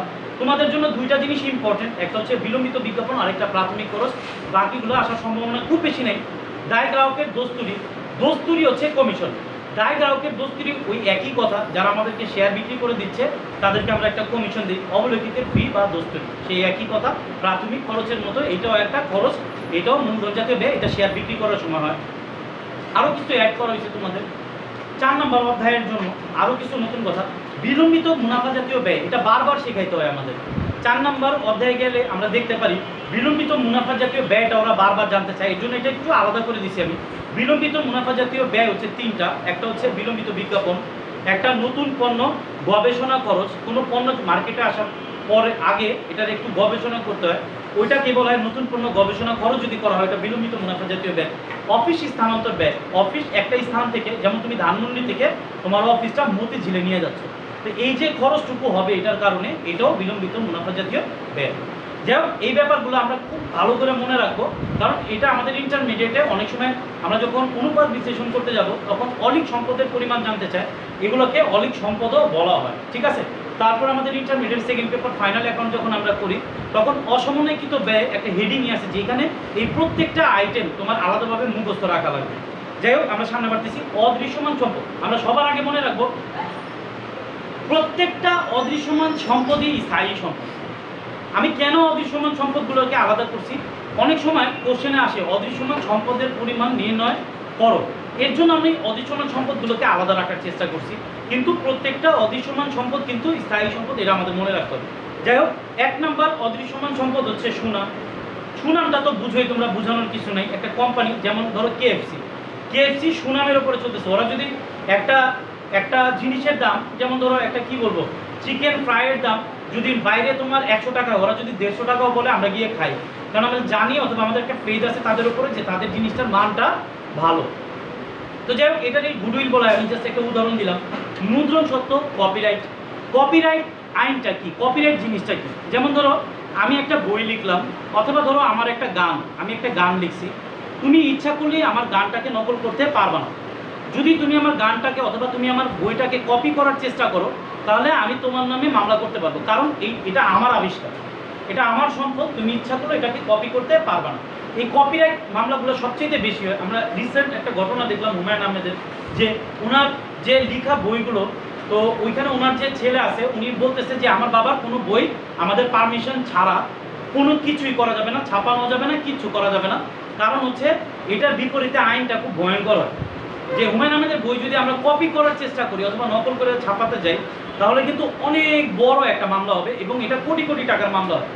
তো এটা হুমায়ুন আহমেদ এখন নাই, কিন্তু হুমায়ুন আহমেদ স্যারের এটা একটা আবিষ্কার, এটা ইচ্ছা করলেও কেউ নকল করতে পারবে না। তার পরিবারের যারা মেম্বার আছেন প্রত্যেকজনের, যারা ম্যাচুইড মেম্বার, তাদের প্রত্যেকজনের অনুমতি নিয়ে তারপরে তার বই থেকে কোনো কিছু করা যায়। তাদের অনুমতি নিয়ে তাদের মতো করে, অথবা তারা যেভাবে করে বলবে যে এইভাবে করে যারা যেই স্ট্যান্ডার্ডটা মেনটেন করতে বলবে ওই স্ট্যান্ডার্ড মেনটেন করে নাটক অথবা উপন্যাসগুলো, তারা যদি কোনো নাটক করতে চায়, কোনো উপন্যাস থেকে কোনো ছবি বানাতে চায়, এরপরে বানাইতে পারবে। যাই হোক, মূল কথা এটারই কপিরাইট বলা হয়। প্যাটেন্ট সত্ত্ব প্রায় একই রকম কথা। ব্যবসায়িক চিহ্ন, এটা তো আমরা জানি ব্যবসায়িক বিভিন্ন রকম লোগো হয়, এই লোগোগুলোরই ব্যবসায়িক চিহ্ন বলা হয়, অথবা ইংলিশে এটার নাম হচ্ছে ট্রেডমার্ক। এটা বাংলায় অনেক সময় চলে আসতে পারে, ট্রেডমার্ক বাংলায় লিখো। ট্রেডমার্ক হচ্ছে ব্যবসায়িক চিহ্ন, এটা আমাদের একটা অদৃশ্যমান সম্পদ। ফ্রান্সিসটা একটু বোঝার ব্যাপার আছে। ফ্রান্সিস, আমরা আবার কেএফসির উদাহরণে যদি চলে যাই, আমরা দেখি কেএফসিটা আমাদের ঢাকায় আছে, কক্সবাজার আছে, তুমি ইংল্যান্ডে গেলে ইংল্যান্ডে পাবা, আমি মানে ইন্ডিয়াতে গেলে ইন্ডিয়াতে পাবা, ওয়ার্ল্ডের ম্যাক্সিমাম অনেক দেশগুলোতেই আমরা দেখছি কেএফসিটা আছে। তার মানে এটা যে যুক্তরাষ্ট্রের কোনো মানুষ পাও তোমরা, আমেরিকার কোনো মানুষ কেএফসি চালাচ্ছে না, বাংলাদেশের মানুষরা চালাচ্ছে।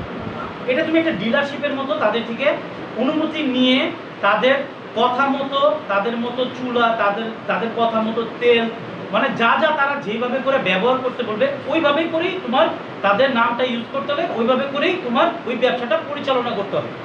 যার জন্য দেখবা তুমি কেএফসি তুমি ঢাকায় যে টেস্ট পাবা, তুমি কক্সবাজার গিয়ে খাও সেম টেস্ট, কারণ সেম চুলায় রান্না করা হবে, সেম তেল ব্যবহার করা যাবে, এক তেল বারবার ব্যবহার করা যাবে না। এবং ওদের একটা অডিট টিম থাকে, যারা মাসে অথবা বছরে তাদের একটা নির্ধারিত সময় পর পর হঠাৎ আসবে, এসে তাদের মানগুলো তুমি যে কেএফসিটা চালাচ্ছ তোমার মানটা চেক করবে। অর্থাৎ কেএফসিটা যে কেউ চালাইতে পারবে, কিন্তু এটা কেএফসির যে মূল মালিক আছে, যে এই কোম্পানির যে মূল মালিকগুলো থাকে তাদের থেকে পারমিশন নিয়ে তারপরে কেএফসি ব্যবসাটা চালাইতে হবে। এই যে পারমিশন নিয়ে তুমি আরেকটা নাম নিজে ব্যবসা চালাচ্ছ, এটার বিপরীতে তুমি তাদেরকে একটা কমিশন দিচ্ছ অথবা লাভের একটা অংশ দিচ্ছ, এটারই বলা হয় ফ্রান্সিস বিজনেস। ঠিক আছে, এটা একটা অদৃশ্যমান সম্পদ। লিজ হোল্ডার, কোনো জায়গায় যদি তুমি লিজ নাও, তুমি লিজ হোল্ডার যদি হও, এটাও একটা অদৃশ্যমান সম্পদ। যেমন আমাদের বেড়িবাঁধে মাটি কাটার জন্য লিজ দিতে হবে সরকারের কাছ থেকে, যেমন আমাদের যমুনা ফিউচার পার্ক হচ্ছে, সরি যমুনা ফিউচার পার্ক তো না, এটা হলো পদ্মা সেতু হচ্ছে। পদ্মা সেতুর যদি আমাদের ওই পারে যেতে হয়, তাহলে এই যে আমাদের একটা টাকা, একটা পেমেন্ট করা লাগবে, ঠিক আছে। এটাও কিছু মানুষ আছে যারা লিজ দিবে সরকারের কাছ থেকে, নিয়ে তারা এই টোলগুলো উঠবে, এটা টোল বলা হয়। যে ব্র্যান্ডের নাম, কোনো ব্র্যান্ডের নাম, ব্র্যান্ডের চিহ্ন, সবগুলোই আমাদের জন্য অদৃশ্যমান সম্পদ। ফাইনালি আমরা সূত্র কি, হিসাব বিজ্ঞানের সূত্র থাকে, প্রত্যেকটা অঙ্কের সূত্র থাকে। সূত্রটা কি, সম্পদ যখন বাড়বে তখন কি হবে, ডেবিট, আর সম্পদ যখন কমবে তখন কি করতে হবে, ক্রেডিট করতে হবে। মার্কেটটা এইখানে আছে। তো আমাদের ফাইনালি আমাদের সূত্রটা কি, আমি এটা ওপর থেকে এগুলো মুছে দিচ্ছি। সার্কেলটা আমরা একটু দেখবো, আমার তো ভিডিও আছে, যদি ঠিক মতো আমরা পাইতাম এটা পাবো ইনশাআল্লাহ। তাহলে তোমার হিসাব বিজ্ঞানের সূত্র কি, সম্পদ মানে অ্যাসেট যখন বৃদ্ধি পাবে, যখন বাড়বে তখন হবে ডেবিট, আর যখন হ্রাস পাবে তখন কি হবে, এই হচ্ছে হিসাব বিজ্ঞানের সূত্র। দায় আমি একটু লিখে দিই, দায়, এই যে পরেরটা হচ্ছে লায়াবিলিটি, আমরা একটু পরেই দেখতে পারবো। দেখো, দায় যখন বৃদ্ধি পাবে তখন উল্টা, দায় যখন বৃদ্ধি পাবে তখন কি হবে, ক্রেডিট হবে। দায় যখন হ্রাস পাবে তখন কি হবে, ডেবিট হবে। এই হলো হিসাব বিজ্ঞানের মানে তোমার সূত্র। বাড়লে কি হয়, কমলে কি হয়। তাহলে অনার্স ইকুইটি বাড়লে কি হবে, ক্রেডিট, আর কমলে কি হবে, ডেবিট। এটা আমরা পরে লিখতেছি। তাহলে সম্পদ আর দায়, দেখো আমাদের কিন্তু একটা সেন্স কাজ করে যে বাড়লে ডেবিট, কমলে ক্রেডিট। আসলে কি ঘটনাটা এরকম ঘটলো, সম্পদ বাড়লে ডেবিট হচ্ছে, কিন্তু দায় বাড়লে আবার কি হচ্ছে, ক্রেডিট হচ্ছে। যার জন্য বাড়লে ডেবিট, কমলে ক্রেডিট, এই থিওরি থেকে আমরা বের হয়ে যাবো। কি বাড়লে ডেবিট হবে, সম্পদ বাড়লে ডেবিট, কমলে কি হবে, ক্রেডিট। তবে দায়ের ক্ষেত্রে দায় যদি বাড়ে তাহলে ক্রেডিট হবে, দায় যদি কমে তাহলে কি হবে, ডেবিট হবে। যাই হোক, আমরা সম্পদ নিয়ে আমাদের আলোচনা করা শেষ, অর্থাৎ আমরা আমাদের শীটের অলরেডি অ্যাসেট নিয়ে আলোচনা করা শেষ হয়ে গেছে, আলোচনা করে ফেলছি। তাহলে আমাদের শীট অনুযায়ী আমাদের একটু মুছে গেছে, আমি আরেকবার লিখে দিচ্ছি। ঠিক আছে, তাহলে আমরা এখন লায়াবিলিটি নিয়ে আলোচনা করব। লায়াবিলিটি হচ্ছে ঠিক সম্পদের বিপরীত জিনিসটা, মানে তোমার থেকে মানুষ টাকা পাবে, তোমার মাথার উপরে একটা বোঝা। তাহলে লায়াবিলিটিটা যদি আমরা বই থেকে পড়ি, আমরা দুই ধরনের লায়াবিলিটি আমাদের ফাইনাল অ্যাকাউন্টে লাগবে। একটা হচ্ছে কারেন্ট লায়াবিলিটি, চলতি দায়, আরেকটা হচ্ছে লং টার্ম লায়াবিলিটি, দীর্ঘমেয়াদী দায়। চলতি দায় কোনগুলো, দীর্ঘমেয়াদী দায় মানে ঋণ। এখন তুমি বন্ধক, একটা মোবাইল তুমি বন্ধক দিয়ে ঋণ নিলা, একটা বাড়ি তুমি বন্ধক দিয়ে ঋণ নিলা, তাহলে ওটারে বলবে বন্ধকি ঋণ। এখন তুমি তোমার বাড়ির জন্য নিলা ঋণ, ওটারে বলবে হাউস লোন, মানে তোমার কি বলবো, বাড়ির লোন, বাড়ির লোন। গাড়ির জন্য লোন নিলা, তাহলে ওটারে কার লোন বলবে। কিন্তু লোন তো লোন, আমরা লোন নিলে ওটা আমাদের জন্য কি, দায়। অনেকে কনফিউজ হয়ে যায়, ভাইয়া বন্ধকি ঋণ লেখা রাখছে, মানে তুমি বন্ধক দিয়ে ঋণ নিছো, ঋণ মানেই হচ্ছে দায়, বাস এতটুকু মাথায় থাকলেই হবে। চলতি দায় কোনগুলো আমরা একটু দেখে নিব। চলতি দায় অথবা স্বল্প মেয়াদী দায়, পাওনাদার। ঠিক ধারে বিক্রি করলে যেমন দেনাদার তৈরি হয়, ধারে ক্রয় করলে কি তৈরি হবে, পাওনাদার তৈরি হবে। আর পাওনাদার আমাদের জন্য চলতি দায়। পাওনাদারের আরও দুইটা নাম, এখানে তিনটা নাম দিছি আমি। ক্রয় খতিয়ান জের, দেনা অথবা প্রদেয় হিসাব। ক্রয় খতিয়ান জের মানেও ওইখানে আছে বিক্রয় খতিয়ান জের মানে দেনাদার, আর এইখানে আমরা কি দিচ্ছি, ক্রয় খতিয়ান জের। ক্রয় খতিয়ান জের মানে হচ্ছে পাওনাদার। এরপরে আছে দেনা, দেনা মানেও পাওনাদার, আর পাওনা মানে হচ্ছে দেনাদার। একটু মনে রাখতে হবে, দেনাদার না, কিন্তু এটা দেনা, দেনা মানে হচ্ছে পাওনাদার।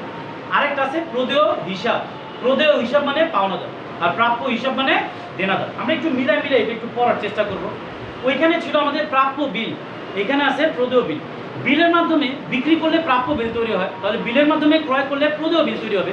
প্রদেয় বিলের এখানে আমরা আরও দুইটা নাম দিচ্ছি, একটা প্রদেয় নোট আর একটা প্রদেয় হুন্ডি।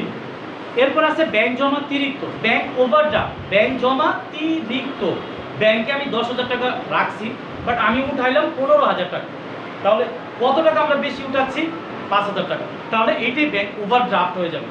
মানে তাহলে আমার ব্যাংকে ছিল কত, 10,000, ওইটা ছিল আমার সম্পদ। যখন আমি 5,000 টাকা বেশি উঠাইলাম তখন ওইটা আমার জন্য কী হয়ে যাবে, দায় হয়ে যাবে, কারণ ওই 5,000 টাকা ব্যাংকে আমার ফেরত দিতে হবে। আমার জন্য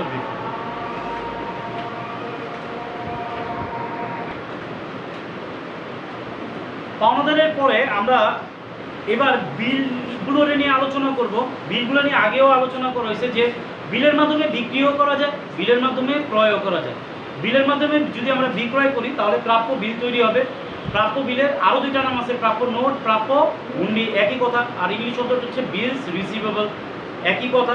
আর যদি আমরা বিলের মাধ্যমে ক্রয় করি তখন প্রদেয় বিল তৈরি হবে, অর্থাৎ প্রাপ্য বিল। এটা লাগবে তোমাদের। প্রাপ্য বিল আমাদের জন্য চলতি সম্পদ, আর প্রদেয় বিল আমাদের জন্য চলতি দেয়।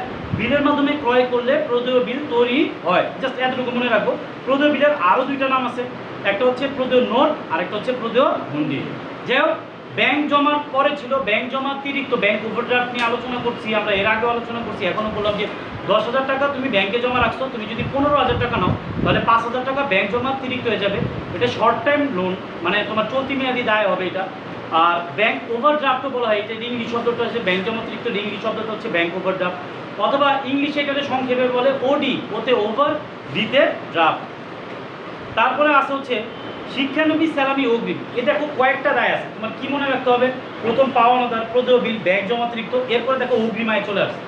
আমরা দেখছিলাম যে অগ্রিম খরচ ছিল আমাদের জন্য সম্পদ, আর অগ্রিম আয়টা তখনও বলছিলাম কি ছিল আমাদের জন্য দায়।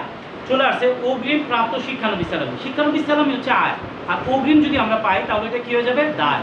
কারণ অগ্রিম খরচ হচ্ছে সম্পদ, আর অগ্রিম আয়টা আমাদের জন্য দায়।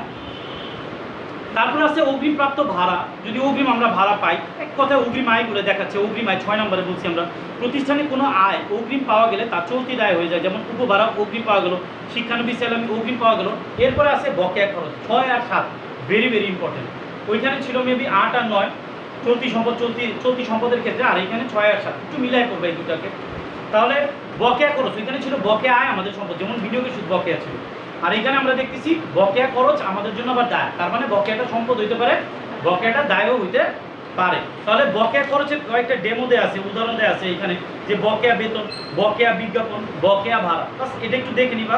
প্রতিষ্ঠানের খরচ বকেয়া থাকলে তার চলতি দায় হয়ে যায়, এগুলো সব শিটে লেখা আছে। যাই হোক, দীর্ঘমেয়াদী দায়। দীর্ঘমেয়াদী দায় মানেই ঋণ, আর দীর্ঘমেয়াদী সম্পদ মানেই বিনিয়োগ। তো ঋণ আমরা বেশ কয়েকটা ঋণ বিভিন্নভাবে দিছি। 10% ঋণপত্র মানেও ঋণ, বন্ধকি ঋণ মানে বন্ধক দিয়ে ঋণ নিচ্ছ, ঋণপত্র মানে ঋণ, ডিবেঞ্জার মানে ঋণ। এখানে দেখার বিষয়, ওইখানেও দীর্ঘমেয়াদী সম্পদেও তোমার ডিবেঞ্জার ছিল, কিন্তু আমি উল্লেখ করে দিয়েছিলাম ডিবেঞ্জার ক্রয়, ঋণপত্র ক্রয়। এখানে কিন্তু আমি ক্রয় লিখিনি। শুধু ঋণপত্র লেখা থাকলে এটা দায়, শুধু ডিবেঞ্জার লেখা থাকলে এটা দায়। ঋণপত্র মানে দায়, ঠিক আছে, কিন্তু ঋণপত্র আর ডিবেঞ্জার যখন ক্রয় করা হবে তখন এটা আমাদের কী হয়ে যাবে? সম্পদ হয়ে যাবে। যাই হোক, এখন এটা আমাদের জন্য দায়, আমরা দায় নিয়ে আলোচনা করতেছি।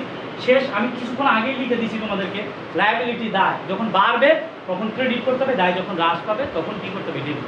আমার কাছে মনে হয় না কোনো সাবজেক্টের এত সহজ সূত্র কোনো জায়গায় আছে। ডেবিট ক্রেডিট, বাড়লে ডেবিট, কমলে ক্রেডিট, বাড়লে ক্রেডিট, কমলে ডেবিট, এই হলো তোমার সূত্র। বাড়লে ডেবিট হবে না ক্রেডিট হবে। ডেবিট ক্রেডিট কি? ডেবিট ক্রেডিট কিছুই না, এটা হলো একটা ধরো চিহ্নর মতো, যে সম্পদ বাড়লে আমরা কী করবো? ডেবিট করবো, একটা নাম, আর কিছুই না। তো যাই হোক, সম্পদ যখন বাড়বে তখন কী করবো? ডেবিট। যখন হ্রাস পাবে তখন কী করতে হবে? ক্রেডিট। দায় যখন বাড়বে তখন কী করতে হবে? ক্রেডিট। আর দায় যখন হ্রাস পাবে তখন কী করতে হবে? ডেবিট। আমাদের দুইটা জিনিস নিয়ে আলোচনা করা শেষ, অ্যাসেট নিয়ে আলোচনা করা শেষ, লাইবিলিটি নিয়ে আলোচনা করা শেষ। এখন আমরা মূলধন অর্থাৎ ক্যাপিটাল, অনার্স ইকুইটি নিয়ে আলোচনা করতে হইলে অনার্স ইকুইটির পেটের মধ্যে টোটাল কয়টা জিনিস থাকবে? 4টা জিনিস। 4টা জিনিসের মধ্যে প্রথমটা হলো ক্যাপিটাল, তারপর একটা হচ্ছে রেভিনিউ, তারপর একটা এক্সপেন্স, তারপর একটা ড্রয়িং। মনে রাখবা মূলধন, সিম্পল একটা কথা দেখবা আমাদের শিটের মধ্যে দেয়া আছে, যে সাপোজ ধরো তুমি কোনো বিজনেস শুরু করলে 1 লক্ষ টাকা নিয়ে, তো এতে তোমার মালিকের টাকা ব্যবসায় বাড়বে না কমবে? বাড়বে। মালিক যদি ব্যবসায় টাকা দেয়, ব্যবসায় টাকা বাড়বে না কমবে? বাড়বে। তারপরে যদি ব্যবসায় প্রফিট হয়, লাভ হয়, তাহলে মালিকের টাকা বাড়বে। ব্যবসায় যদি লস হয় অথবা ব্যয় হয় তাহলে মালিকের টাকা কমবে। মালিক যদি টাকা নিয়ে যায়, ড্রয়িং মানে হচ্ছে উত্তোলন, তাহলেও ব্যবসার টাকা কমবে। তো অনার্স ইকুইটিটা এটা সূত্রের মতো মুখস্থ করার কিছু নেই, সূত্রও না, এটা সিম্পল একটা কথা, যে মূলধনের সাথে যদি আমাদের প্রফিট হয় তাহলে আমাদের মূলধন বাড়বে, ব্যয় যদি হয়, লস যদি হয় তাহলে আমাদের প্রফিট কমবে। তারপরে ড্রয়িং, মালিকানা সত্ত্ব কমাবে, কারণ মালিক যদি টাকা নিয়ে যায় এতে আমাদের মালিকানা সত্ত্ব কমবে। আমি তোমাদের বোঝানোর জন্য একটা জিনিস সাথে একটু দূরে, বক্সে না, বক্সের বাইরে একটু ক্লাস করে দিই। জি, এটা লেকচার আছে, আমাদের শিটে থাকবে না। জি মানে হলো জেনারেল রিজার্ভ, সাধারণ সঞ্চিতি। এটা ফাইনাল অ্যাকাউন্টে লাগে, যে মূলধনের সাথে আয় যেমন প্লাস করবা, লাভ হইলে কি করতে হয়? প্লাস, লস হইলে কি করতে হবে? মাইনাস। খুব উত্তোলনে মাইনাস করতে হবে জেনারেল রিজার্ভ হলো সাধারণ সঞ্চিতি। আর সাধারণ সঞ্চিতি এমন একটা ফান্ড, এমন একটা তহবিল যেখানে এই নিট প্রফিট থেকে কিছু টাকা সাধারণ সঞ্চিতি তহবিলে রাখা হয় ভবিষ্যৎ। যেমন কিছুদিন আগে আমরা দেখলাম যে করোনা গেল আমাদের সামনে দিয়ে, তো করোনায় যখন বিজনেস ফল করতে থাকবে, যদি আমাদের টাকা যদি 10 লাখ টাকা অ্যাকাউন্টে আলাদাভাবে আমরা সাধারণ সঞ্চিতি তহবিলে রাখতে পারি, প্রফিটের পুরো টাকাটা আমরা ইনভেস্ট না করে যদি কিছু টাকা সাধারণ সঞ্চিতি তহবিলে রাখতে পারি, যখন ব্যবসা প্রতিষ্ঠান ঝুঁকির মুখে থাকবে তখন আমরা এই সাধারণ সঞ্চিতি থেকে এনে ব্যবসায় খরচ করতে পারবো, তাহলে ব্যবসাটা একটু ঝুঁকি মুক্ত থাকবে। যাই হোক, এটাই হচ্ছে জেনারেল রিজার্ভ, এটা আমাদের জানার প্রয়োজন নেই, শুধু একটু লেকচারে বললাম আর কি। অনার সিকিউরিটি নিয়ে আলোচনা করতে হলে আমাদের প্রথমে আলোচনা করতে হবে হচ্ছে ক্যাপিটাল নিয়ে। তো ক্যাপিটাল কি, মূলধনটা কি? ব্যবসায় মালিক যাই দেখ না কেন তাকে মূলধন বলা হয়। মূলধন বৃদ্ধি পেলে যেমন মালিক কি দিতে পারে, আসবাবপত্র, যন্ত্রপাতি, দালান কোঠা, পণ্য, যাই দেখ না কেন, মালিক ব্যবসা হয়ে মালিক নিজের টাকা দিয়ে বেতন দিবে। আমরা যখন নগদ টাকা আনি খুব জাবেদা করতে পারি, আমরা নগদান হিসাব ডেবিট টু মূলধন হিসাব ক্রেডিট। যন্ত্রপাতি যখন মালিক দেয় খুব জাবেদা করতে পারি, যন্ত্রপাতি হিসাব ডেবিট টু মূলধন হিসাব ক্রেডিট। কিন্তু মালিক যখন কারবারের কর্মচারীদের বেতন নিজের টাকা পকেট থেকে দিয়ে দেয় তখন আর জাবেদা করতে পারি না। ভাই, যদি কারবারের কর্মচারীদের বেতন দেয় মালিক, বেতনটা আমাদের জন্য কি হবে? ব্যয়। বেতন হিসাব ডেবিট, কে দিচ্ছে টাকাটা? মূলধন হিসাব ক্রেডিট। বেতন হিসাব ডেবিট টু মূলধন হিসাব ক্রেডিট। তাহলে মালিক ব্যবসার হয়ে যদি কোনো খরচ করে তাহলে ওইটাই আমাদের কি হবে? মূলধন। অতিরিক্ত মূলধন কাকে বলা হয়? মালিক যখন প্রথম টাকা দিবে ওটারে প্রারম্ভিক মূলধন বলে, পরে যত টাকাই দিবে ওটারে ফার্দার ক্যাপিটাল অথবা অ্যাডিশনাল ক্যাপিটাল, অতিরিক্ত মূলধন বলা হয়। মূলধন মানে তো মূলধনই, এটা প্রথমে দেখ আর পরে দেখ। একটা প্রারম্ভিক মূলধন হয়, পরেরগুলোর নাম কি হয়? অতিরিক্ত মূলধন। যাক, মূলধন কাকে বলে আমরা বুঝতে পারছি। মূলধন মালিকানা সত্ত্ব বৃদ্ধি করে, এইভাবেই লেখা আছে আমাদের শিটে। আর মালিকানা সত্ত্ব বৃদ্ধি পেলে ক্রেডিট হবে। অর্থাৎ আমাদের যদি আমরা 4 নম্বর সূত্রে যাই, 3 নম্বর সূত্রে যাই, তাহলে আমি অনার সিকিউরিটি এখান দিয়ে লিখে দিলাম। যখন অনার সিকিউরিটি বৃদ্ধি পাবে, খেয়াল করি একটু, তখন ক্রেডিট হবে। অনার সিকিউরিটি বৃদ্ধি পাইলে কি হবে? ক্রেডিট হবে। আর অনার সিকিউরিটি যখন হ্রাস পাবে তখন কি হবে? ডেবিট। এই হচ্ছে 3টা সূত্র। তাহলে ফাইনালি আমরা মূলধন আমাদের মালিকানা সত্ত্ব বৃদ্ধি করে। আর আমরা জানি মালিকানা সত্ত্ব অনার সিকিউরিটি যদি বৃদ্ধি পায় তাহলে ক্রেডিট হবে, মালিকানা সত্ত্ব হ্রাস পেলে কি হবে? ডেবিট হবে। তাহলে মূলধন অলওয়েজ কি করতে হয়? ক্রেডিট করতে হয়। অলওয়েজ না, মূলধন অনেক ক্ষেত্রে ডেবিটও হয়। এখন আলোচনা করবো না আমরা, এটা আমরা পরে আলোচনা করব। এরপরে মূলধনের আলোচনা শেষ হলে আমরা চলে যাব রেভিনিউতে। আয়, আমরা 2 ধরনের আয় দেখাইছি, একটা পরিচালন আয় আর একটা অপরিচালন আয়, অথবা তোমাদের বইতে আছে অন্যান্য আয়। পরিচালন আয় 2টা, একদম ইজি। আমরা যারা শিক্ষা প্রতিষ্ঠান চালাই, একজন ডক্টর, একজন ইঞ্জিনিয়ার, একজন আর্কিটেক্ট, একজন উকিল, অথবা কেউ যদি সেলাই কাজ করে, অথবা কেউ যদি গাড়ি ঠিক করে, তারা হলো সেবা দিয়ে আর্ন করে, তাদের আয়ের নাম হচ্ছে সেবা আয়। আর ক্রয় বিক্রয়মূলক প্রতিষ্ঠান যেগুলো হয়, যেগুলো পণ্য বিক্রি করে, এগুলোর জন্য আয় তারা আয় করে কিভাবে? পণ্য বিক্রি করে আয় করে, তাদের জন্য হলো বিক্রয়। তাহলে পরিচালন আয় হচ্ছে 2টা, একটা বিক্রয় আর একটা সেবা আয়। অপরিচালন আয় কোনগুলো আমরা একটু দেখব। স্থায়ী সম্পদ বিক্রয়জনিত মুনাফা। তবে 4 নম্বর অধ্যায় এটারে বলা হয় মূলধন জাতীয় আয়। আমাদের স্থায়ী সম্পদ বিক্রি করে যদি কোনো মুনাফা হয়, প্রফিট যেটা হবে ওইটারে বলা হয় মূলধন জাতীয় আয়। আর পুরো যে টাকাটুকু পাবো ওইটারে বলা হয় মূলধন জাতীয় প্রাপ্তি। যাই হোক, এটা সব ক্ষেত্রে না, শুধু মূলধন জাতীয় আয় ব্যয়ের ক্ষেত্রে। নর্মালি আমরা আলোচনা যখন করব তখন আমাদের স্থায়ী সম্পদ বিক্রি করে যদি মুনাফা হয় এটা অপরিচালন আয়, আমরা মনে রাখবো। বিনিয়োগ করলাম, ওইটার উপরে সুদ পাচ্ছি, এটা অপরিচালন আয়। প্রদত্ত ঋণের সুদ, কাউকে ঋণ দিচ্ছি, ওটার উপরে যদি আমরা সুদ পাই, ঋণের সুদ আমাদের ব্যয়। তবে কাউকে ঋণ দিয়ে যদি আমরা সুদ পাই তাহলে এটা আমাদের অপরিচালন আয় দেখাইতে হবে। এরপরে আছে শিক্ষানবিশ স্যালামি। যদি আমরা কাউকে শিখায় অথবা কোনো কিছু মানে কাউকে কোনো সার্ভিস দিয়ে যদি আমরা কোনো টাকা পাই তো ওইটা শিক্ষানবিশ স্যালামি ধরবো আমরা। এরপরে আছে হচ্ছে উত্তোলনের সুদ। মালিক যদি উত্তোলন করে তাকে আমরা মূলধনের উপরে সুদ দিব, ওইটা ব্যয়। আবার মালিক যদি আমাদের থেকে টাকা নেয় তাহলে সে আমাদেরকে মূলধনের উপরে সুদ দিবে, আর এটা হচ্ছে আমাদের জন্য আয়। তাহলে উত্তোলনের সুদটা আমাদের আয়, মনে রাখতে হবে। আর উত্তোলনের সুদ ধার্য করা হলো এক্সেপশনাল জাবেদা, এটা জাবেদা হবে উত্তোলন হিসাব ডেবিট টু উত্তোলনের সুদ হিসাব ক্রেডিট। এই জাবেদাটা যখন আমাদের ভিডিওটা দেখবো আমরা মনে রাখার চেষ্টা করব। উত্তোলন হিসাব ডেবিট টু উত্তোলনের সুদ ক্রেডিট। উত্তোলনের সুদের একটাই জাবেদা হয়, উত্তোলনের সুদের সাথে কখনো নগদান হিসাবটা থাকে না সাধারণত। যাই হোক, সামনে বাড়তেছি উপভাড়া। মানে তুমি কোনো জায়গায় একটা রুম ভাড়া নিলে, তুমি সাবলেট দিলা কাউকে, তো সাবলেটের ভাড়াগুলো তুমি নিজে পাবা, এটারই বলা হয় উপভাড়া। প্রাপ্ত লভ্যাংশ, কোনো কোম্পানিতে বিনিয়োগ করলা, তুমি লাভ পাচ্ছ, এটা তোমার জন্য অপরিচালনায়। কমিশন যদি তুমি পাও, অথবা দোস্তরি প্রাপ্তি। কমিশন প্রাপ্তি, দোস্তরি প্রাপ্তি একই কথা। কমিশনের বাংলা শব্দটা হচ্ছে দোস্তরি। কোনো ডিসকাউন্ট যদি আমরা কোনো ছাড় পাই, বার্তা প্রাপ্তি যদি হয়, তাহলে ওইটাও আমাদের অপরিচালন আয়। যাই হোক, আয়টা আলাদাভাবে যেহেতু এখানে চারটা জিনিস আলাদা করছি আমরা, আয় যদি বাড়ে তাহলে আয়টাকে কি করতে হবে? ক্রেডিট করতে হবে। আর আয় যদি হ্রাস পায় তাহলে আয়টাকে ডেবিট করতে হবে। যাই হোক, এখানে আমাদের যখন আয় বৃদ্ধি পাবে তখন ক্রেডিট হবে, আয় যখন হ্রাস পাবে ডেবিট হবে। এটা আলাদাভাবে মুখস্থ করার দরকার নেই। আমরা এখানে খেয়াল করব যে আমরা এখানে লিখছি অনার্স ইকুইটি বৃদ্ধি পেলে ক্রেডিট হবে, হ্রাস পেলে ডেবিট হবে। তুমি একটু দেখো সি প্লাস আর, এই দুইটা কারণে কিন্তু অনার্স ইকুইটি তোমার বাড়ে। আর অনার্স ইকুইটি যখন বাড়বে তখন কি করতে হবে? ক্রেডিট করতে হবে। তাহলে আয় বৃদ্ধি পেলে আলাদাভাবে যে ক্রেডিট হবে তোমার মুখস্থ করার দরকার নেই। তুমি শুধু চিন্তা করবা যে আয় যদি বাড়ে তাহলে অনার্স ইকুইটি কি কমবে না বাড়বে? আয় যখন বাড়বে, এই যে এখানে লেখা আছে কি সি প্লাস আর, তার মানে আয় যখন বাড়বে তখন অনার্স ইকুইটি বাড়বে, আয় যখন কমবে তখন অনার্স ইকুইটি কমবে। যার জন্য আমরা একটু মনে রাখবো অনার্স ইকুইটি বৃদ্ধি পেলে কি হয়? ক্রেডিট। তাহলে আয় বৃদ্ধি পাইলেও কি হবে? ক্রেডিট। আর হ্রাস পাইলে কি হবে? ডেবিট। এটা আলাদাভাবে মুখস্থ করার প্রয়োজন নাই। তবে একটা জিনিস দেখো যে এক্সপেন্স কি মাইনাস দেওয়া আছে, ব্যয় হলে অনার্স ইকুইটি কমবে, তার মানে ব্যয় যখন বাড়বে অনার্স ইকুইটি তখন কমবে, এটা একটু মনে রাখবো। তবে ব্যয় বাড়লে কি হয়? ডেবিট হয়। আর ব্যয় হ্রাস পাইলে কি হবে? ক্রেডিট হবে। আমরা এখনই ব্যয় যাব, আমাদের আয় করা শেষ, আয় কমপ্লিট হয়েছে, ব্যয়টা খুব সাবধানে দেখতে হবে। আয় যদিও খুব কম ছিল, মাত্র 12টা আয় ছিল আমাদের কাছে, আমরা শীটের মধ্যে দেখছি, ব্যয়ের কিন্তু শেষ নাই। যেমন ধরো আমাদের স্কুলে আয়টা কি? শুধু তোমাদের বেতনটা, কিন্তু আমাদের ব্যয় দেখো কত ব্যয় আছে, ইলেকট্রিক বিল আছে, টিচারদের বেতন আছে, তারপরে ভাড়া আছে, এরকম করে বিজ্ঞাপন আছে, আরও অনেক অনেক অনেক ব্যয় আছে, ব্যয়ের কোনো শেষ নেই। কিন্তু আয় দেখো একটা সেবায়, অথবা আমরা পড়াই যে টাকাটা পাচ্ছি। যাই হোক, ব্যয়টা খুব সাবধানের সাথে দেখবো, কারণ যারা ফাইনাল অ্যাকাউন্ট করবা তাদের প্রত্যক্ষ খরচগুলো আলাদাভাবে জানতে হবে, পরিচালন খরচগুলো আলাদাভাবে জানতে হবে, অন্যান্য খরচগুলো আলাদাভাবে জানতে হবে। তাহলে ব্যয়টা জানা খুব জরুরি। প্রথমেই প্রারম্ভিক মজুত পণ্য, আমরা প্রারম্ভিক মজুত পণ্যকে নিয়ে একদম লেকচারের প্রথমেই আলোচনা করছি। একটু পিছন দিকে গিয়ে আরেকবার প্রারম্ভিক মজুত পণ্য কীভাবে প্রত্যক্ষ ব্যয় হলো আমরা একটা চিত্র করছি, চিত্রটার মাধ্যমে চক্র করছি, চক্রর মাধ্যমে আমরা বুঝাই দিয়েছি। তো আমরা একটু পেছনে গিয়ে ওটা দেখে নিব আরেকবার, এখন আর বুঝাবো না। প্রারম্ভিক মজুত পণ্য আমাদের প্রত্যক্ষ ব্যয়। এরপরে আছে ক্রয়। পণ্য যদি ক্রয় করা হয় শুধুমাত্র ওইটারই বলা হবে ক্রয়। আসবাবপত্র ক্রয় করা হলো, সেই ক্ষেত্রে ওইটারে ব্যয় বলা যাবে না। আসবাবপত্র ক্রয় যদি করা হয় তাহলে আমাদের সম্পদ বাড়ে, ব্যয় হয় না। তারপরে হচ্ছে ক্রয় পরিবহন, এগুলো ক্রয়ের সাথে রিলেটেড খরচ। প্রত্যেকটা ক্রয়ের সাথে অথবা উৎপাদনের সাথে রিলেটেড খরচকেই প্রত্যক্ষ খরচ বলে। যেমন ক্রয় পরিবহন, অথবা এটার অনেকগুলো নাম দিছি আমি, বহন খরচ, পরিবহন খরচ, আন্তঃপরিবহন, এটাও উল্লেখ করে দিচ্ছি। বিক্রয় পরিবহন ছাড়া সব পরিবহনকেই কী বলা হবে? ক্রয় পরিবহন।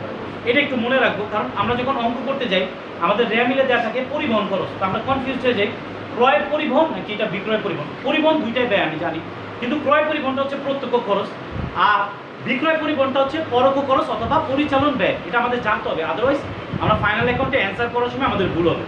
যেমন আমদানি শুল্ক, শুল্ক, নগদ শুল্ক, রপ্তানি শুল্ক ছাড়া যে কোনো ধরনের শুল্কই আমাদের প্রত্যক্ষ খরচ। শুল্কটা কি? আমদানিটা কি? আমদানি মানে কেনা, তাহলে ক্রয় কেন লিখলো না?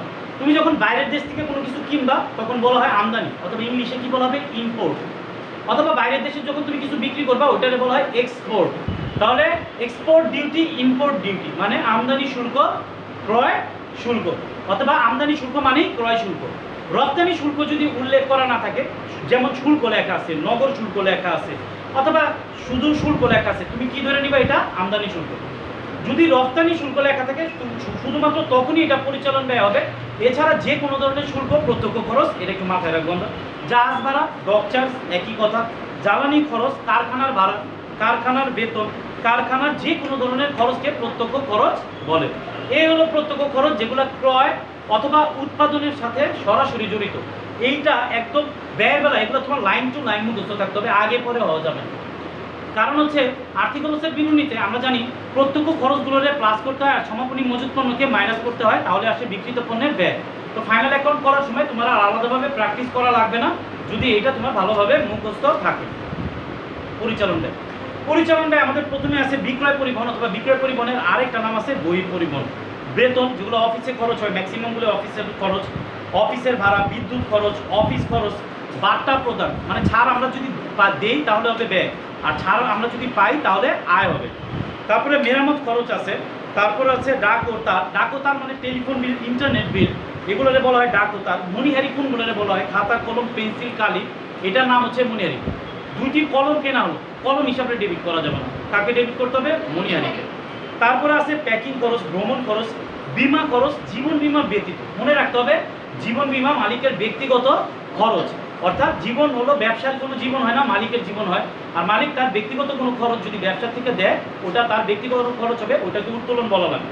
যাই হোক, পৌর কর, এরপর পৌর কর মানে হচ্ছে পৌরসভার কর দিতে হয়, এটা ব্যবসায়িক খরচ, কারণ আমি ব্যবসা করতেছি, এটার জন্য পৌরসভা একটা কর দিব, ঠিক আছে। তারপরে হচ্ছে কমিশন প্রদান অথবা দস্তুরি প্রদান, পরিচালন ব্যয়, অনাদায়ী পাওনা, অনাদায়ী দেনা, কুড়ি সন্দেহজনক পাওনা। এটার ইংলিশ শব্দ হচ্ছে bad date, BADDEBT, bad date মানে হচ্ছে অনাদায়ী পাওনা। এটার ইংলিশ একটাই শব্দ হয়, কিন্তু বাংলায় 4টা শব্দ আমাদের জানতে হবে: অনাদায়ী পাওনা, অনাদায়ী দেনা, কুড়ি সন্দেহজনক পাওনা। এই 4টা কথাই জানতে হবে, কারণ এক এক সময় এক একটা বাংলা ভাষায় আসে, কিন্তু তুমি যখন ইংলিশ লেকচারে থাকবা তোমার একটা জিনিস জানলেই হবে, ওটা কি? Bad date. যাও, ব্যাড ডেট জিনিসটা কখন তৈরি হয়, অনাদায়ী পাওনা কখন তৈরি হয়? যখন আমরা ধারে বিক্রি করি তখন দেনাদার তৈরি হয়। দেনাদার আমাদেরকে টাকা না দিয়ে মারা যেতে পারে, দেনাদার পালায় যেতে পারে, অথবা যে কোনো কারণে যদি আমরা দেনাদারের কাছ থেকে টাকা না পাই, তখন ওইটার নাম কি হয়? অনাদায়ী পাওনা।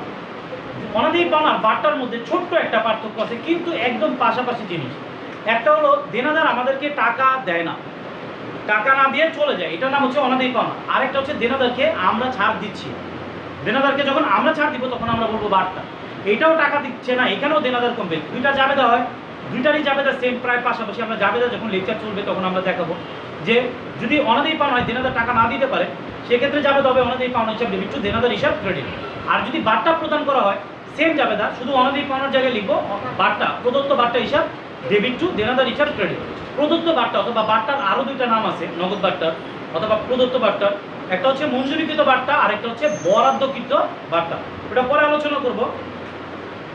আপ্যায়ন, আপ্যায়ন চা বিস্কুট কোকা কোলা যদি আনায় কাউকে তুমি খাও ব্যবসা প্রতিষ্ঠানে, ওইখানে আপ্যায়ন বলা লাগবে, ওইখানে চা বিস্কুট কোকা কোলা বলা যাবে না। কর, অভিকর, এটাও একটা পরিচালন ব্যয়, এটার ইংলিশ শব্দটা হচ্ছে রেটস, লেখা আছে চিঠে, দেখলেই হবে। কর, অভিকর অথবা পৌর কর যে কোনোভাবে থাকতে পারে, অথবা ইংলিশ শব্দ থাকতে পারে। তুমি কনফিউজ হবে কখন? যখন তোমার র্যামিলে কি লেখা থাকবে? রেটস। তো রেটসটা হচ্ছে কর, অভিকর, এটার বাংলা, এটা আমাদের জন্য ব্যয়, এটা মনে রাখবো। আইন খরচ, বিক্রয় কর্মীর কমিশন, সবই পরিচালন ব্যয়, এগুলো সবই দেওয়া আছে। বিবিধ খরচের মধ্যে আছে ভিক্ষা, বকশিস, এটার বিবিধ খরচ বলা হয়, এটাও পরিচালন ব্যয়। এরপরে বিজ্ঞাপন, বিনামূল্যে পণ্য বিতরণ অথবা নমুনা স্বরূপ পণ্য বিতরণও বিজ্ঞাপন বলা হয়। বিজ্ঞাপন মানে কোনো পণ্যের চাহিদা বাড়ানোর জন্য অথবা কোনো জিনিসের চাহিদা বাড়ানোর জন্য আমরা যাই করি না কেন, সবগুলোরই কি বলা হয়? বিজ্ঞাপন। যেমন আমরা একটা ফেস্টুন বানাইতে পারি, আমরা পেপারে বিজ্ঞাপন দিতে পারি, তারপর হচ্ছে আমরা কিছু পণ্য ফ্রিতে দিতে পারি, মানুষ ওটা কিনবে, ইউজ করবে, ফ্রিতে নিবে, ওটা বাসায় গিয়ে ইউজ করবে, এরপরে যদি তাদের ভালো লাগে তাহলে তারা ওটা কিনে তারপরে ব্যবহার করবে, তাইলেও এটা বিজ্ঞাপন। তো বিজ্ঞাপন, বিনামূল্যে পণ্য বিতরণ মানেও বিজ্ঞাপন। আবার নমুনা স্বরূপ, স্যাম্পল স্বরূপ যদি আমরা কাউকে পণ্য দিই, এটাও একটা বিজ্ঞাপন। আমরা এটা খুব ভালো করে দেখে নিব, কারণ যখন আমরা ফাইনাল অ্যাকাউন্ট করতে যাই তখন আমরা লেখা থাকে, এই এন্ট্রিটা প্রায় থাকে, বিনামূল্যে পণ্য বিতরণ করা হবে, তখন এটা যে বিজ্ঞাপন, এটা তুমি কনফিউজ হয়ে যাবা। যদি এখান থেকে ভালো করে পড়ে যাও তাহলে আর ওইখানে সমস্যা হবে না। অবচয়, ব্যাংক চার্জ, ব্যাংক চার্জটা আমাদের পরিচালন ব্যয়, এটি একটু মাথায় রাখবো আমরা। ব্যাংক যদি কোনো চার্জ করে ওটা আমাদের পরিচালন ব্যয়। অবচয় একটা অদৃশ্যমান ব্যয়, একটাই অদৃশ্যমান ব্যয় আছে। আমরা অদৃশ্যমান সম্পদ তো অনেক দেখছি, কিন্তু অদৃশ্যমান ব্যয় আমাদের কয়টা আছে? একটা। ওইটা অদৃশ্যমান ব্যয় একটা, ওইটা হচ্ছে অবচয়। যে কোনো সম্পত্তি ব্যবহারের ফলে যে ক্ষতি হয় ওইটার বলা হয় অবচয়। আর ইজারা সম্পত্তি, সুনাম, প্যাটেন্ট, ট্রেডমার্ক, এগুলার যখন দাম কমাবো আমরা, তখন এগুলার অবচয় না বলে অবলোপন বলতে হয়। সুনামের ওপরে যদি কোনো ক্ষতি আমরা ধরি, সুনাম যদি আমরা কমাইতে চাই, ওইখানে আমরা অবচয় বলবো না, আমরা বলবো অবলোপন।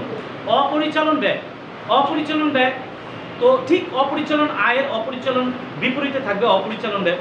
ঋণের উপরে যদি আমরা সুদ দিই অথবা ব্যাংক ঋণের উপরে সুদ দিই, মূলধনের সুদ, মালিকের থেকে যে আমরা মূলধনটা নিচ্ছি ওইটার উপরে যদি আমরা মালিককে সুদ দিই, ব্যাংক জমাতিরিক্তের সুদ, ব্যাংক জমাতিরিক্ত আমাদের দায়, এক কথায় দায়ের সুদগুলো ব্যয় হবে, এক কথায় দায়ের সুদগুলো ব্যয় হবে। তো ব্যাংক জমাতিরিক্ত আমাদের দায় ছিল, এটার উপরে যদি আমরা সুদ দিই, এটাও আমাদের জন্য ব্যয়, অপরিচালন ব্যয়। শিক্ষানবিশ, ওইখানে ছিল স্যালামি, আর এখানে আছে শিক্ষানবিশ ভাতা। ধরো একদম 100% একই রকম, এটা না, আমি জাস্ট একটা ডেমো দিচ্ছে যে কেউ আমাদের কাছে কাজ করে, যেমন আমাদের একজন কর্মচারী আছে, ও কাজ করে কিন্তু এখনও ও পুরো কাজটা পারে না। তো এখন আমি ওরা বললাম তুমি যখন কাজ শিখে যাবা তখন আমি তোমার 5,000 টাকা বেতন দিব। কিন্তু যতদিন তুমি শিখতে পারবা না 4 মাস পর্যন্ত আমি তোমার বেতন দিব 2000 টাকা। তো এইটারই নাম হচ্ছে শিক্ষানবিশ ভাতা। এটা আমাদের ব্যয়, কাজও শিখতেছে আবার তাকে আমরা বেতনও দিচ্ছি। তো এটারে বেতন বলা যাবে না, এটারে বলতে হবে ভাতা। স্থায়ী সম্পদ বিক্রয়জনিত ক্ষতি, স্থায়ী সম্পদ বিক্রয়জনিত মুনাফা ছিল অপরিচালনা, স্থায়ী সম্পদ বিক্রয়জনিত ক্ষতি যদি হয় তাহলে এটা অপরিচালন ব্যয়। চুরি বা দুর্ঘটনাজনিত ক্ষতিরও অপরিচালন ব্যয় বলে। ব্যয় বাড়লে ডেবিট হবে, ব্যয় হ্রাস পাইলে কি হবে, ক্রেডিট হবে। তবে একটা জিনিস মনে রাখবা, ব্যয় যদি বাড়ে তাহলে অনার সিকিউরিটি কি বাড়বে না কমবে? কমবে। কারণ এখানে লেখা আছে ব্যয় যদি বাড়ে অনার সিকিউরিটি কমবে। কারণ এই যে আমাদের অনার সিকিউরিটিতে দুইটার কারণে অনার সিকিউরিটি বাড়বে। দুইটা জিনিসের কারণে, একটা হচ্ছে ক্যাপিটাল আর একটা হচ্ছে রেভিনিউ। এটা কিন্তু প্রবলেম হয়, এটা সবচেয়ে বড় একটা সমস্যা। যখন আমাদের আয় হবে অথবা মূলধন হবে তখন আমাদের দুইটা কারণে আমরা অনার সিকিউরিটি বাড়াবো, মালিকানা সত্ত্ব বাড়াবো, আর অবশ্যই দুইটা কারণে মালিকানা সত্ত্ব কমাবো। সত্ত্ব তাহলে কয়টা কারণে বাড়বে? দুইটা কারণে মালিকানা সত্ত্ব বাড়বে আর দুইটা কারণে মালিকানা সত্ত্ব কমবে। দুইটা কারণ কি ছিল? ব্যয়। যখন তোমার ব্যয় বাড়বে, ব্যয় বাড়লে ডেবিট হয় ঠিক আছে, কিন্তু ব্যয় বাড়লে মালিকানা সত্ত্ব কমবে। তুমি মালিকানা সত্ত্ব কমার জন্য এই জায়গাটা একটু লক্ষ্য করবে। লক্ষ্য করছো যে এখানে দুইটা কারণে দেয়া আছে প্লাস আর দুইটা কারণে দেয়া আছে মাইনাস। এটা যেন খেয়াল থাকে, ইকুয়েশনে সবচেয়ে বেশি কাজে লাগবে এটা, যে ব্যয় হলে মালিকানা সত্ত্ব কমবে। যেমন ব্যয় বৃদ্ধি পাইলে কি হয়? ব্যয় বৃদ্ধি পাইলে ডেবিট হবে। কারণ আমরা জানি মালিকানা সত্ত্ব যখন কমবে তখন কি করতে হয়? ডেবিট হবে।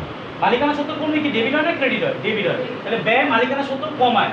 এর জন্য আমরা দেখাবো ব্যয়, আমি একটু উপরের দিকে লিখলাম, ব্যয় বৃদ্ধি পেলে কি হবে? ডেবিট। আর ব্যয় যখন হ্রাস পাবে তখন কি হবে? ক্রেডিট। আচ্ছা, কেন ডেবিট হলো আরেকবার একটু বুঝাই। ব্যয় অনার সিকিউরিটি কি কমাবে না বাড়াবে? কমাবে। আর আমরা জানি অনার সিকিউরিটি কমলে কি হয়? ডেবিট হয়। তাহলে ব্যয় যখন বাড়বে তখন কি করতে হবে? ডেবিট। কারণ ব্যয় বাড়লে অনার সিকিউরিটি কমে আর অনার সিকিউরিটি কমলে কি হয়? ডেবিট হয়। মানে এই কথাগুলো একটু সিকোয়েন্স একটু মিলাই নিই, স্টেপ বাই স্টেপ একটু মিলাই নিই, তাহলে বুঝতে পারবে আমি কি কথাটা বলতেছি। একবার লক্ষ্য করো, মুখস্থ করা লাগবে না। ব্যয় যখন ব্যয়ের আগে কি আছে? মাইনাস। তার মানে ব্যয়ের কারণে অনার সিকিউরিটি কমে। আর আমরা লিখছি কি? অনার সিকিউরিটি হ্রাস পেলে কি হবে? ডেবিট। এর জন্য ব্যয় বৃদ্ধি পেলে কি হয়? ডেবিট। আর হ্রাস পেলে কি হয়? এটা একটু মনে রাখবো। যেমন ব্যয়ও আমাদের আলোচনা করা শেষ। 3 রকমের ব্যয় আমরা দেখলাম, প্রত্যক্ষ ব্যয় দেখলাম, পরিচালন ব্যয় দেখলাম আর অপরিচালন ব্যয় দেখলাম, অথবা অন্যান্য ব্যয়ও তোমরা বলতে পারো। ব্যয় বৃদ্ধি পেলে অনার সিকিউরিটি হ্রাস পায়, অনার সিকিউরিটি হ্রাস পায় আর ওই বৃদ্ধি পায়। আচ্ছা যাই হোক, এটা আমরা পরে দেখব। উত্তোলন লাস্ট জায়গাতে আমরা চলে আসছি অলরেডি আজকের লেকচারে, যে এখন আমরা ড্রয়িং নিয়ে আলোচনা করব। আমরা কিছু বলবা, আমরা একটু সাউন্ড না করে লাস্টের এই কথাটুকু একটু মনোযোগ দিয়ে শেষ করব। উত্তোলন, মালিক যা নিবে তাকে উত্তোলন বলে। মালিক কোনো কিছু দিলে ওকে কি বলে? মূলধন বলে। মালিক নগদ টাকা নিতে পারে, লেখা আছে এখানে। মালিক ব্যাংক থেকে টাকা নিয়ে যেতে পারে। মালিকের পণ্য দরকার, সে ব্যবসা থেকে পণ্য নিতে পারে, ওইটাও মালিকের ব্যক্তিগত উত্তোলন হতে পারে। জীবন বীমা প্রিমিয়াম সবচেয়ে ইম্পর্টেন্ট জায়গা, যে জীবনের উপরে যদি বীমা দেওয়া হয়, এটা বলার দরকার নেই, মালিকের ব্যক্তিগত প্রয়োজনে জীবনের উপরে শুধু মালিকের জন্যই বীমা প্রিমিয়াম করা হয়, এটাও মালিকের ব্যক্তিগত উত্তোলন। তারপর হচ্ছে আয়কর। আয়করটা একটু লক্ষ্য করো, ইনকামটা কে নেয়? মালিক নেয়, C প্লাস আর। তার মানে ইনকামটা মূলধনের সাথে আমরা কি করতেছি? প্লাস। তো আমরা দেখতেছি ইনকামটা কে নেয়? মালিক। তাহলে ইনকামের উপরে ট্যাক্স কে দিবে? ইনকামের উপরেও মালিক ট্যাক্স দিবে। তার মানে ইনকাম ট্যাক্স অর্থাৎ আয়কর মালিকের ব্যক্তিগত খরচ। এটা একটু মনে রাখার চেষ্টা করবো আমরা। জীবন বীমা প্রিমিয়াম আর আয়কর। বিক্রয়লব্ধ অর্থ উত্তোলন, মানে বিক্রি করে টাকাটা যদি ক্যাশে না রেখে টাকাটা সে নিয়ে যায় তাহলে ওইটাও আমাদের ব্যক্তিগত উত্তোলন হিসাবে, মালিকের ব্যক্তিগত উত্তোলন হিসাবে দেখাতে হবে। উত্তোলন আমরা এখানে যদি আবার একটু লক্ষ্য করি, উত্তোলন মালিকানা সত্ত্ব হ্রাস করে। আর আমরা জানি মালিকানা সত্ত্ব হ্রাস পেলে কি হবে? ডেবিট। মনে থাকবে? তাহলে উত্তোলন কি হবে? Always debit. আর উত্তোলন সবসময় মালিকানা সত্ত্ব হ্রাস পেলে কি হবে? ডেবিট। আর এর জন্য উত্তোলনকে সবসময় হিসাব বিজ্ঞানে কি করতে হয়? ডেবিট করতে হয়, কারণ উত্তোলনের কারণে মালিকানা সত্ত্ব হ্রাস হবে। যাই হোক, এই ছিল আমাদের টোটাল বেসিক যে শীটটা আছে ওইটার লেকচার। লাস্ট একটু কথা তোমরা শেষের পেজে পাবা, ওটা একদম ফাইনালি আমি কিছু কথা বলছি এখানে, যে সম্পদ আর ব্যয় যখন বাড়বে তখন ডেবিট হবে আর হ্রাস পেলে ক্রেডিট হবে। আয় দায় মালিকানা সত্ত্ব যখন বাড়বে তখন ক্রেডিট হবে আর হ্রাস পেলে ডেবিট হবে। অর্থাৎ বাড়লে ডেবিট হইতে পারে, বাড়লে ক্রেডিট হইতে পারে। আরও কিছু কথা এখানে বিশেষ দ্রব্যস্ত্র দিয়ে দেওয়া আছে কিছু ইন্ডিকেট করার জন্য। কিছু প্রবলেম হয় আমাদের লেকচারে যাওয়ার পরে। আন্তঃপরিবহন মানে ক্রয় পরিবহন এখানে দেওয়া আছে, আবার আন্তঃফেরত মানে বিক্রয় ফেরত, আবার বহি পরিবহন মানে বিক্রয় পরিবহন, বহি ফেরত মানে ক্রয় ফেরত। এই জিনিসগুলা এখানে আমাদের শিটের মধ্যে পাবা। এগুলো একটু দেখবা। এই ছিল আমাদের বেসিক লেকচার। আমাদের আজকের লেকচারটা এই পর্যন্তই থাকবে। আমরা যারা শুনছি, যারা আমরা বুঝতে পারছি, যারা আমরা মনে রাখতে পারবো, ঠিক আছে। আর যাদের মনে থাকবে না, ঠিক আছে, আমরা এই ভিডিওটা বারবার টেনে টেনে দেখবো। আমার কাছে মনে হয় এটা খুব ভালো হবে যখন আমরা টিভিতে এটা কানেক্ট করে দিতে পারি, অথবা বড় সাউন্ড বক্সে কানেক্ট করে দিতে পারি, কানে যে সাউন্ড, অথবা হেডফোনে শুনতে পারি সামনের লেকচার শিটটা রেখে। এখন আরও ভালো করে বারবার শোনা যাবে। আর আমার কাছে মনে হয় বারবার শুনলে এটা 100% ডেভেলপ হবে।